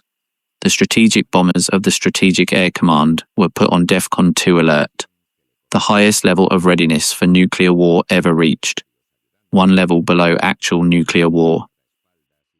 On October 27th, Black Saturday, the crisis reached its most dangerous point. A U-2 plane was shot down over Cuba by a Soviet anti-aircraft missile, killing the pilot, Major Rudolf Anderson. At the same time, another U-2 accidentally strayed into Soviet airspace over Siberia, causing Soviet fighters to scramble to intercept it and American fighters, with air-to-air nuclear missiles, to scramble to escort it back. And in the depths of the Atlantic, near the quarantine line, the Soviet submarine B-59 was harassed by American destroyers dropping depth charges. The submarine's captain, Valentin Savitsky, convinced that the war had begun, ordered the nuclear torpedo to be prepared. To launch it, the unanimous approval of the 3 highest-ranking officers on board was needed. 2 said yes. The third, Vasily Arkhipov, said no. Vasily Arkhipov, a man most people have never heard of. A man who, with a single word, no, probably saved human civilization. Finally, after frantic diplomatic exchanges, Kennedy and Khrushchev reached an agreement. The Soviet Union would withdraw its missiles from Cuba. In return, the United States would publicly promise not to invade Cuba and would withdraw, secretly, so as not to appear to be giving in, its Jupiter missiles from Turkey. The crisis ended. The world breathed. But the lesson was terrifying. The world had been on the brink of total destruction, not because of a deliberate plan, but because of an accumulation of errors, misunderstandings, communication failures, and decisions made under extreme pressure. Humanity had survived not because of the wisdom of its leaders, but to a large extent because of sheer luck. And that lesson had consequences. After Cuba, Kennedy and Khrushchev installed a direct communication line between Washington and Moscow, the famous red telephone, which was actually a teletype, not a telephone, to prevent a future crisis from escalating due to a lack of communication. In 1963, the Partial Nuclear Test Ban Treaty was signed, which prohibited nuclear tests in the atmosphere, in space, and underwater. They were the first steps, timid and insufficient, towards arms control. But the arms race did not stop. On the contrary, after Cuba, both superpowers launched into an accumulation of nuclear weaponry that defied all logic. At its peak, in the mid-1980s, the combined nuclear arsenal of the United States and the Soviet Union reached 70,000 nuclear warheads. 70,000. Enough to destroy all life on Earth several times over. The strategists spoke of overkill, the ability to kill the enemy more than once, as if once were not enough. It was the madness of mad taken to its most extreme expression. And while the superpowers were accumulating weapons sufficient to end civilization, what was happening with the common people?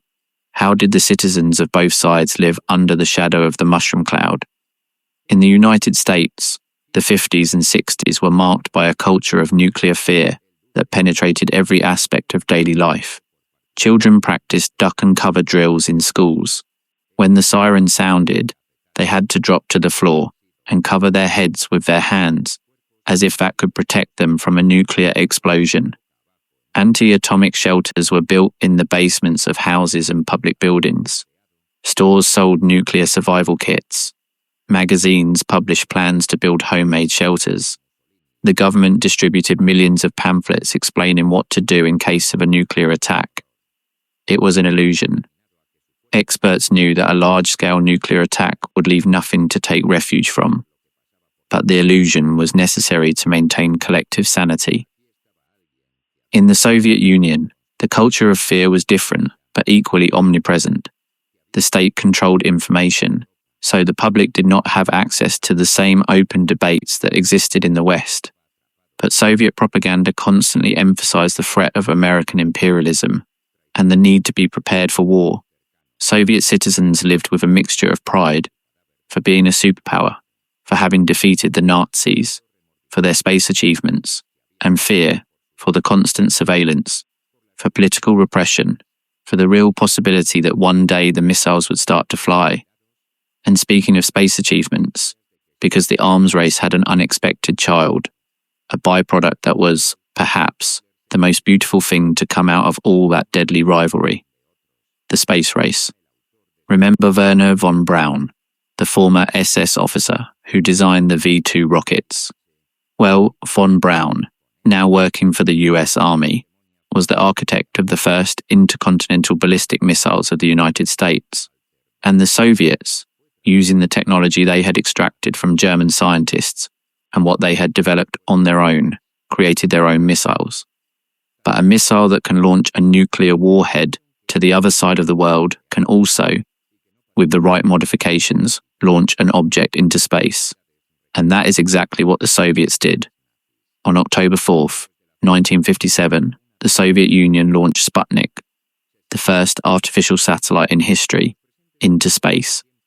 It was an aluminum sphere, just 83 kilometers in diameter, with 4 antennas that emitted a bip, bip, bip that could be picked up with a shortwave radio. It weighed 83 kilograms, and it changed the world. The impact of Sputnik in the United States was an earthquake.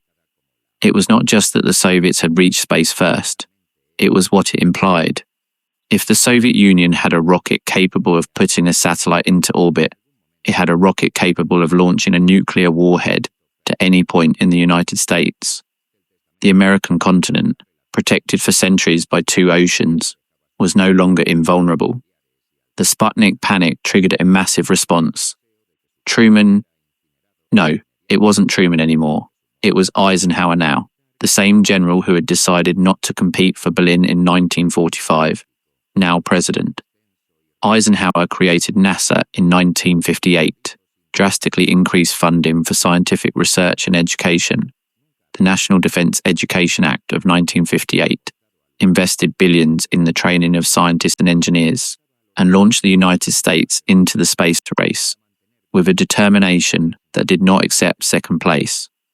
The Soviets had the lead. After Sputnik, they put the first living being in orbit, the dog Laika, who died during the flight, becoming the first terrestrial creature to die in space.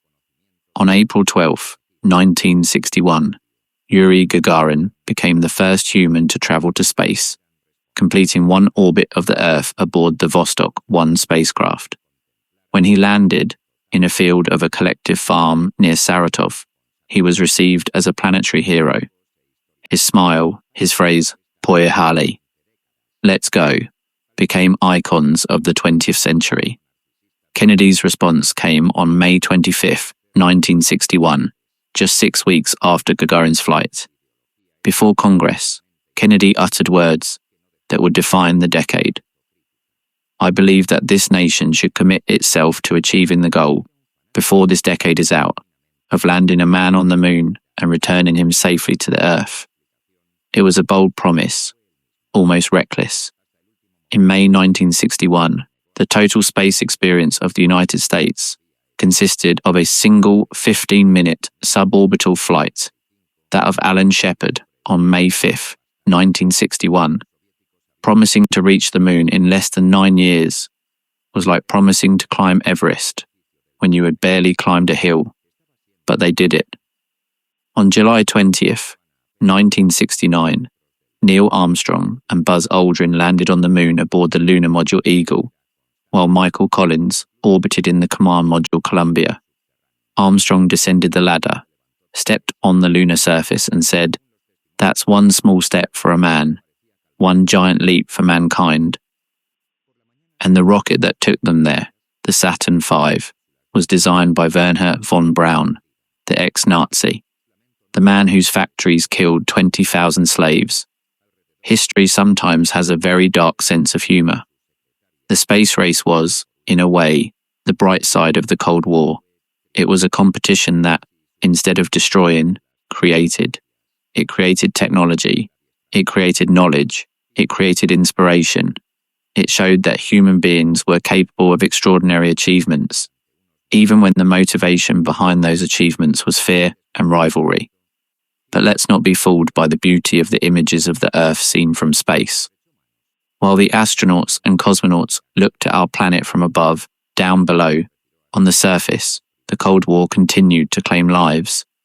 And one of the most insidious ways it did so was through what historians call proxy wars, or wars by delegation. What is a proxy war? It is a war in which two powers confront each other, not directly, but through allies, clients, mercenaries, or insurgent movements in a third country. The superpowers provide weapons, money, training, military advice, and diplomatic support to their respective sides, but their own soldiers rarely participate directly. Or when they do, as in Korea and Vietnam, they do so under the fiction that they are not fighting against the other superpower, but against the government or insurgents of the country in question. The Korean War was the first. Vietnam was the longest and most traumatic for the United States. But there were many more. In Latin America, the CIA organized coups and supported dictatorships to prevent the expansion of communism. Guatemala in 1954, Brazil in 1964, Chile in 1973. In Africa, the Soviet Union and Cuba supported liberation movements and Marxist governments in Angola, Mozambique, Ethiopia, and other countries, while the United States and South Africa supported the opposing sides. In the Middle East, the rivalry was superimposed on the Arab-Israeli conflict, with the United States supporting Israel and the Soviet Union supporting the Arab states. In Asia, in addition to Korea and Vietnam, the superpowers intervened in Laos, Cambodia, Indonesia, and Afghanistan. Afghanistan, that word that would resonate strongly decades later, but whose role in the Cold War was crucial. In December 1979, the Soviet Union invaded Afghanistan to support a communist government that was being harassed by Islamist insurgents. It was the first time since World War II that the Soviet Union deployed its army outside its direct sphere of influence in Eastern Europe.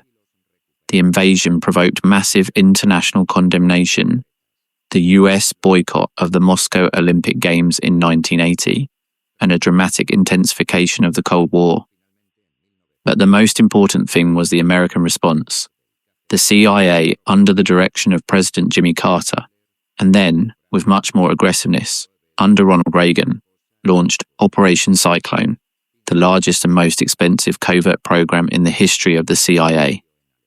Over a decade, the United States, along with Saudi Arabia, Pakistan, and other allies, channeled billions of dollars in weapons and supplies to the Afghan Mujahideen who were fighting against the Soviets. The Mujahideen received assault rifles, rocket launchers, and crucially, Stinger anti-aircraft missiles, which proved devastatingly effective against Soviet helicopters. The war in Afghanistan became the Soviet Union's Vietnam, an endless, unpopular conflict that bled the army and the Soviet economy. More than 15,000 Soviet soldiers died in Afghanistan. Tens of thousands were wounded. And the defeat, because it was a defeat, although the Soviets never called it that, contributed significantly to the erosion of the Soviet system that would eventually lead to its collapse. And among the Mujahideen that the United States armed and trained was a young, rich Saudi named Osama bin Laden. But that's another story, a story that shows that the consequences of the Cold War continue to resonate to this day in ways that no one in Washington or Moscow could have imagined.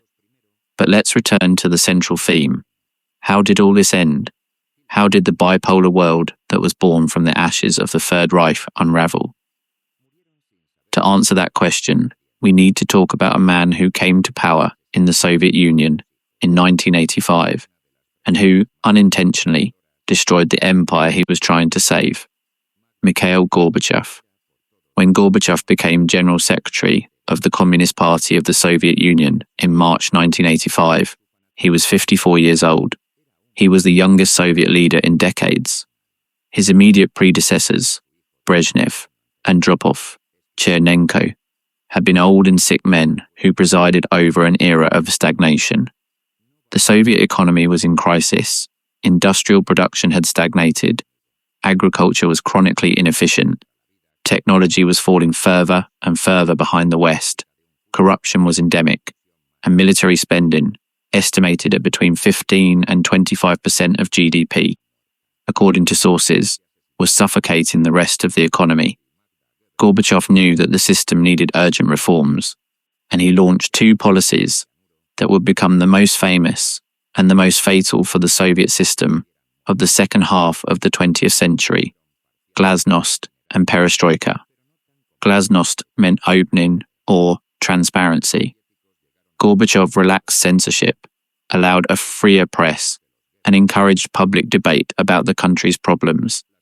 The idea was that transparency would help combat corruption and inefficiency. Perestroika meant restructuring.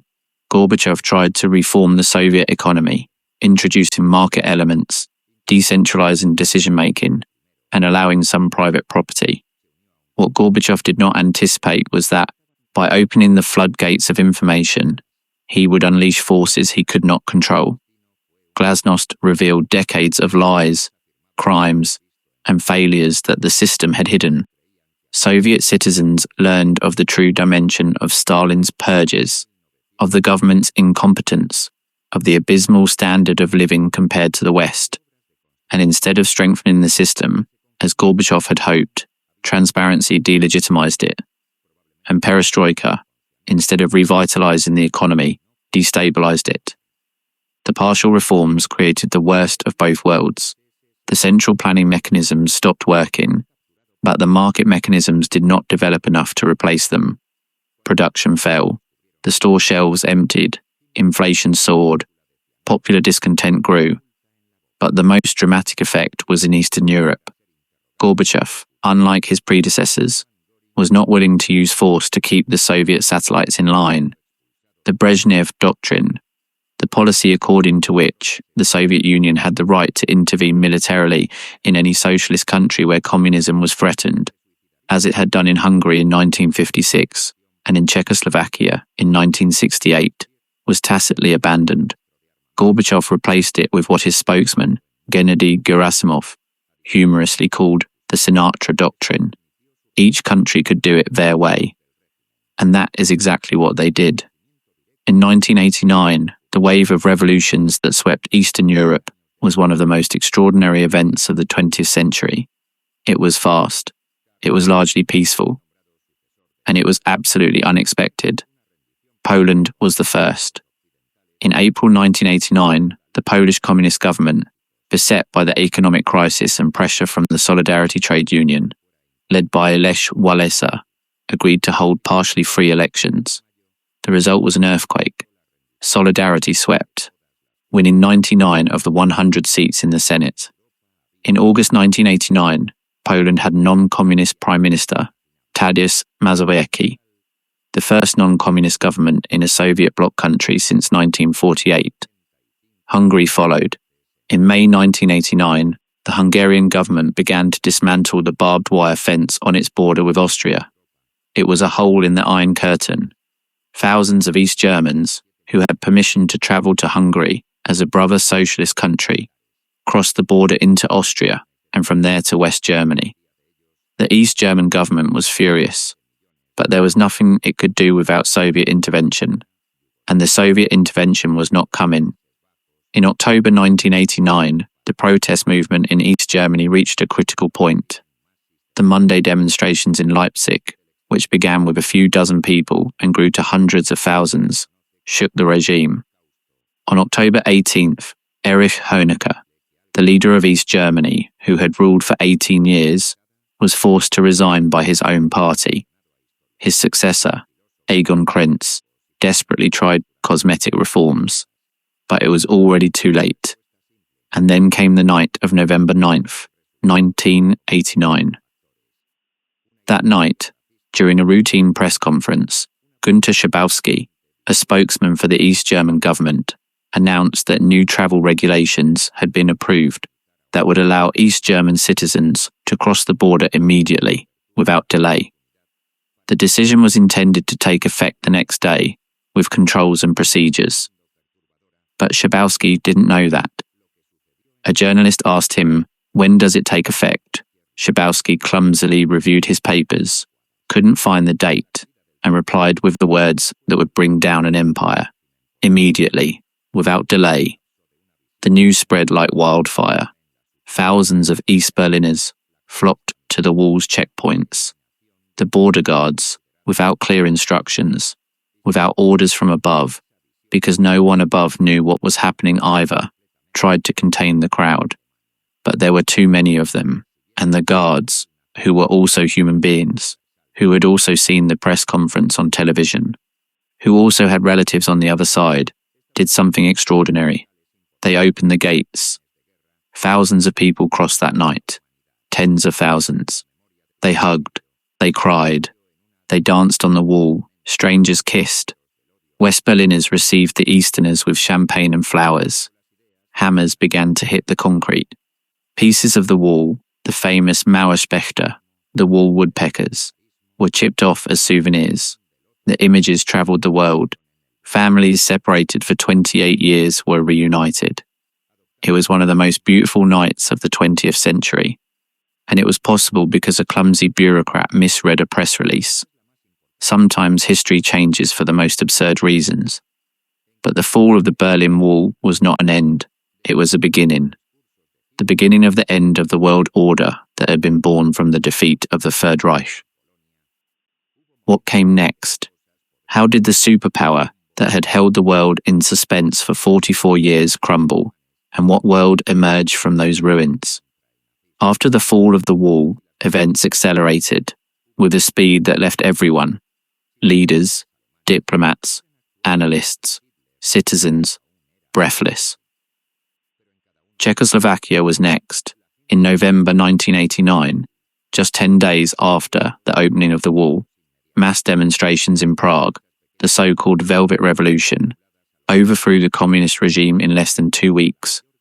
Václav Havel, a playwright and dissident who had spent years in prison for his opposition to the regime, became president. From the prison cell to the palace in a matter of weeks. History sometimes has a sense of justice. Romania was different. There, the revolution was not velvet, it was bloody. Nicolae Ceausescu, the Romanian dictator, tried to suppress the protests with violence. His secret police, the Securitate, fired on the demonstrators, but the army sided with the people. Ceausescu and his wife Eleanor fled by helicopter from the roof of the Central Committee building on December 22, 1989, were captured, subjected to a summary military trial that lasted less than an hour, and executed by a firing squad on Christmas Day. The images of their bullet-riddled bodies were broadcast on Romanian television that same night. Bulgaria, Hungary, Albania. One by one, the communist regimes of Eastern Europe collapsed like dominoes. The Iron Curtain, which Churchill had described in 1946, had become a curtain of smoke that was dissipating with the wind of history. But the most momentous event was yet to come, the reunification of Germany. When the wall fell, the idea of a unified Germany seemed distant. No one had planned it. No one had foreseen it. Many feared it. Margaret Thatcher, the British Prime Minister, was openly opposed. François Mitterrand, the French President, had deep reservations. And the Soviets. For the Soviets, a unified Germany was a nightmare. They had lost 27 million people fighting Germany. The idea that this country would once again become a unified power, and a member of NATO at that, was anathema. But the Chancellor of West Germany, Helmut Kohl, saw the opportunity and seized it with both hands. With extraordinary diplomatic skill, Kohl convinced the Americans, who were in favour of reunification, neutralised the British and French, and crucially, negotiated with Gorbachev the conditions under which the Soviet Union would accept unification. What were those conditions? Germany would pay economic compensation to the Soviet Union. The Soviet troops stationed in East Germany, more than 300,000 soldiers, would be gradually withdrawn. The army of the unified Germany would be limited to 370,000 troops. And most importantly, and most controversially in retrospect, Gorbachev received verbal assurances that NATO would not expand beyond the borders of the unified Germany. These verbal assurances, which Gorbachev claimed to have received, but which were never formalized in a treaty, would become a source of bitterness and resentment for Russia in the following decades, when NATO expanded precisely to the east, incorporating Poland, Hungary, the Czech Republic, the Baltic states, and other former members of the Warsaw Pact. On October 3rd, 1990, the German Democratic Republic ceased to exist. Its territories were incorporated into the Federal Republic of Germany. The country that had been cut in two 41 years earlier was one again. The church bells rang throughout Germany. Fireworks lit up the Berlin sky.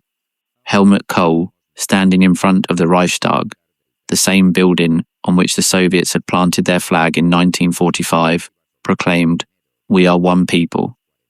But if the reunification of Germany was an act of birth, what came next was an act of death, the death of the Soviet Union. In 1990 and 1991, the republics that made up the Soviet Union began to declare their independence one by one. Lithuania was the first, in March 1990. Then came Estonia and Latvia, Georgia, Ukraine, Belarus, the republics of the Caucasus, the republics of Central Asia. It was like watching a building crumble brick by brick in slow motion. Gorbachev desperately tried to keep the Soviet Union together, proposing a new union treaty that would give the republics more autonomy within a reformed federation. But in August 1991, a group of hardliners from the Communist Party attempted a coup to overthrow Gorbachev and stop the reforms. The coup failed in 3 days, largely thanks to the resistance of the president of the Russian Soviet Federative Socialist Republic, a portly and charismatic man who climbed onto a tank in front of the Russian parliament and defied the coup plotters. His name was Boris Yeltsin, and his moment on the tank would become one of the most iconic images of the end of the Cold War. After the failed coup, the disintegration accelerated. Yeltsin took advantage of the chaos to push for Russia's independence from the Soviet Union itself. An almost surreal concept. The largest republic was seceding from the union it dominated. On December 8th, 1991, the leaders of Russia, Ukraine, and Belarus met in a hunting lodge in the Belovezha forest in Belarus and signed an agreement declaring that the Union of Soviet Socialist Republics, as a subject of international law and a geopolitical reality, ceases to exist. With a stroke of a pen, in a hunting lodge, lost in a forest, 3 men dissolved an empire that stretched across 11 time zones. Gorbachev found out by phone. He was furious, but there was nothing he could do. On December 25th, 1991, Gorbachev appeared on Soviet television for the last time as President of the Soviet Union. He announced his resignation. That same night, the red flag with the hammer and sickle was lowered from the Kremlin for the last time. In its place, the tricolour flag of the Russian Federation was raised, white, blue, and red. The Soviet Union was dead. The Cold War was over. Or was it? Because that is the question that everyone should ask. Did it really end, or did it just mutate into something different? Let's stop here for a moment and think about the numbers. In the final balance, in what this conflict, which was supposedly cold, cost. The Cold War lasted 44 years, from 1947 to 1991. In that time, there was no direct war between the United States and the Soviet Union. That is true. The nuclear bombs did not fall. The cities were not incinerated. Civilization survived. But the proxy wars, those hot wars fought with someone else's blood, killed millions. The Korean War, between 2 and 3 million dead. The Vietnam War, between 2 and 3 million Vietnamese dead, more than 58,000 Americans dead. The civil wars in Central America, hundreds of thousands. The wars in Africa, Angola, Mozambique, Ethiopia, Somalia, millions. Afghanistan, first against the Soviets, and then in the chaos that followed their withdrawal, more than 1 million dead. The dictatorships supported by one side or the other. The victims of Pinochet in Chile, of Videla in Argentina, of Suharto in Indonesia, of Pol Pot in Cambodia. If you add up all the deaths from all the conflicts directly or indirectly related to the Cold War, the total figure is difficult to calculate with precision, but historians place it somewhere between 10 and 20 million people. Cold is an adjective that only makes sense if you don't count the victims of the countries that served as a chessboard. And the economic cost was equally colossal. It is estimated that the United States spent more than $8 trillion in today's dollars on the arms race during the Cold War. The Soviet Union, which had a much smaller economy, spent an even greater proportion of its national wealth on weapons, which directly contributed to its economic collapse. And what did we get in exchange for all that suffering, all that money, all that madness? What world emerged from the ashes of the Cold War? A world that, for better and for worse, is the one we inhabit today. The end of the Cold War did not bring the utopia that some expected. Francis Fukuyama, an American political scientist, published a famous essay in 1989 titled The End of History, in which he argued that the fall of communism represented the definitive triumph of liberal democracy and the market economy, and that there would be no more great ideological conflicts. History, in the Hegelian sense of a struggle between rival ideas about how to organize society, had ended. Fukuyama was wrong, spectrally wrong, because history did not end, it simply changed its form. The unipolar world that followed the fall of the Soviet Union, with the United States as the sole superpower, lasted less than 2 decades. The attacks of September 11th, 2001, perpetrated, with cruel irony, by men trained in the same networks that the United States had financed to fight the Soviets in Afghanistan, inaugurated a new era of global conflict. The wars in Iraq and Afghanistan demonstrated the limits of American military power. The rise of China as an economic and military power created a new pole of power, and Russia, under Vladimir Putin, rebuilt itself as a power seeking to regain its lost influence, using many of the same tools: espionage, propaganda, military intervention, spheres of influence that had defined the Cold War. And Europe, the continent that was the main chessboard of the Cold War, was transformed in an extraordinary way. The European Union, which began as a modest economic community of 6 countries in the 1950s, expanded to include 27 nations, many of which had been behind the Iron Curtain. Reunified Germany became the dominant economic power of the continent. The former Warsaw Pact countries joined NATO and the EU. The Europe that in 1945 was a field of ruins became, against all odds, one of the most prosperous, stable, and peaceful regions of the world. But the shadows of the past did not disappear. The tensions between Russia and the West, which many believed were resolved in 1991, resurfaced with force in the 21st century. The eastward expansion of NATO, the colour revolutions in Georgia and Ukraine, the Russian annexation of Crimea in 2014, and the conflict in eastern Ukraine. All these events have their roots in the decisions made during and after the Cold War, in the promises made and not kept. in the resentments that were never resolved, in the lines that were drawn on maps without asking the people who lived on both sides.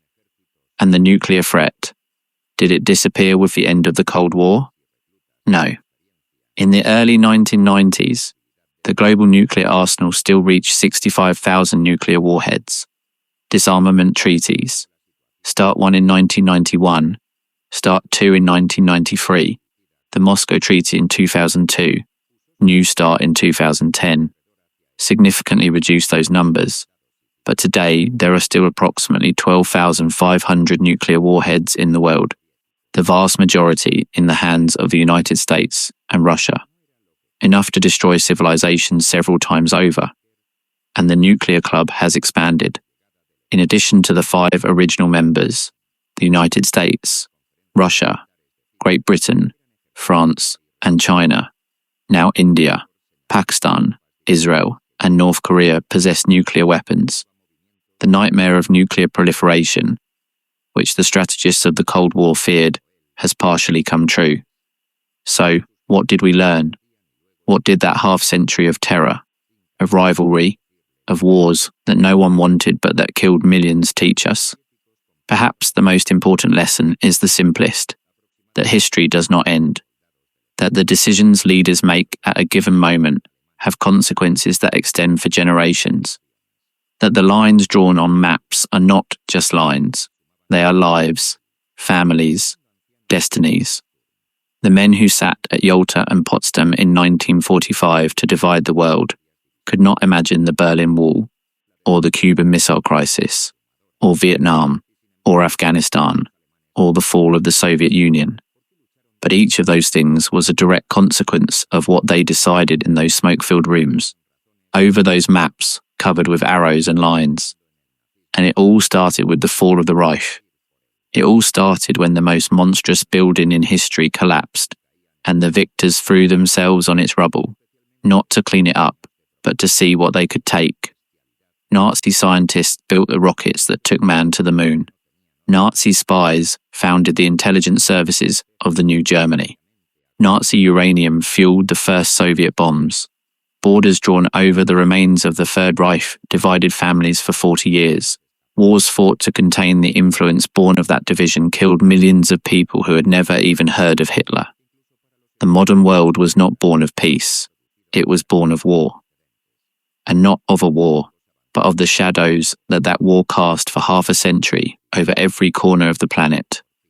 And us? Where are we in that story? Have we learned anything? Or are we condemned to repeat the same mistakes, with different names, different flags, different justifications, but the same result? That question has no easy answer. Perhaps it has no answer at all. But there is something we do know for sure, that knowing this story, understanding it, remembering it, is the only tool we have to not repeat it. Because as George Santayana said, those who cannot remember the past are condemned to repeat it. And this story, the story of how the fall of the Reich created the modern world, of how 2 allies became enemies, of how humanity peaked into the abyss of its own destruction, and, somehow, found a way to take a step back, is a story that deserves to be told over and over again. Because it is our story, the story of the world we live in, the story of the bombs that did not fall, of the walls that did rise, of the spies who betrayed, of the soldiers who died in other people's wars, of the scientists who built rockets with blood-stained hands, of the diplomats who drew lines on maps without thinking about the lives they were cutting, of the ordinary citizens who lived under the shadow of the mushroom cloud, without knowing if tomorrow would exist. And there is something else we must remember, something that is often lost among the great names and the great dates. The people. Because behind every statistic there are people. Behind the 27 million Soviet dead, there are 27 million individual stories, of faces, of names, of dreams that were never fulfilled. Behind every refugee who crossed the Iron Curtain there was an abandoned life, an empty house, a photograph left on a table. Behind every child who practiced duck and cover in a school in the 50s, there was a real, visceral fear that the world would end before recess. Peter Fechter, bleeding to death at the foot of the wall, was 18 years old. 18. He wanted to be a bricklayer. He wanted to live on the other side. They shot him for that. And it took him an hour to die while the world watched. Vasily Arkhipov, the man who said no to the nuclear torpedo, had a wife and a daughter at home.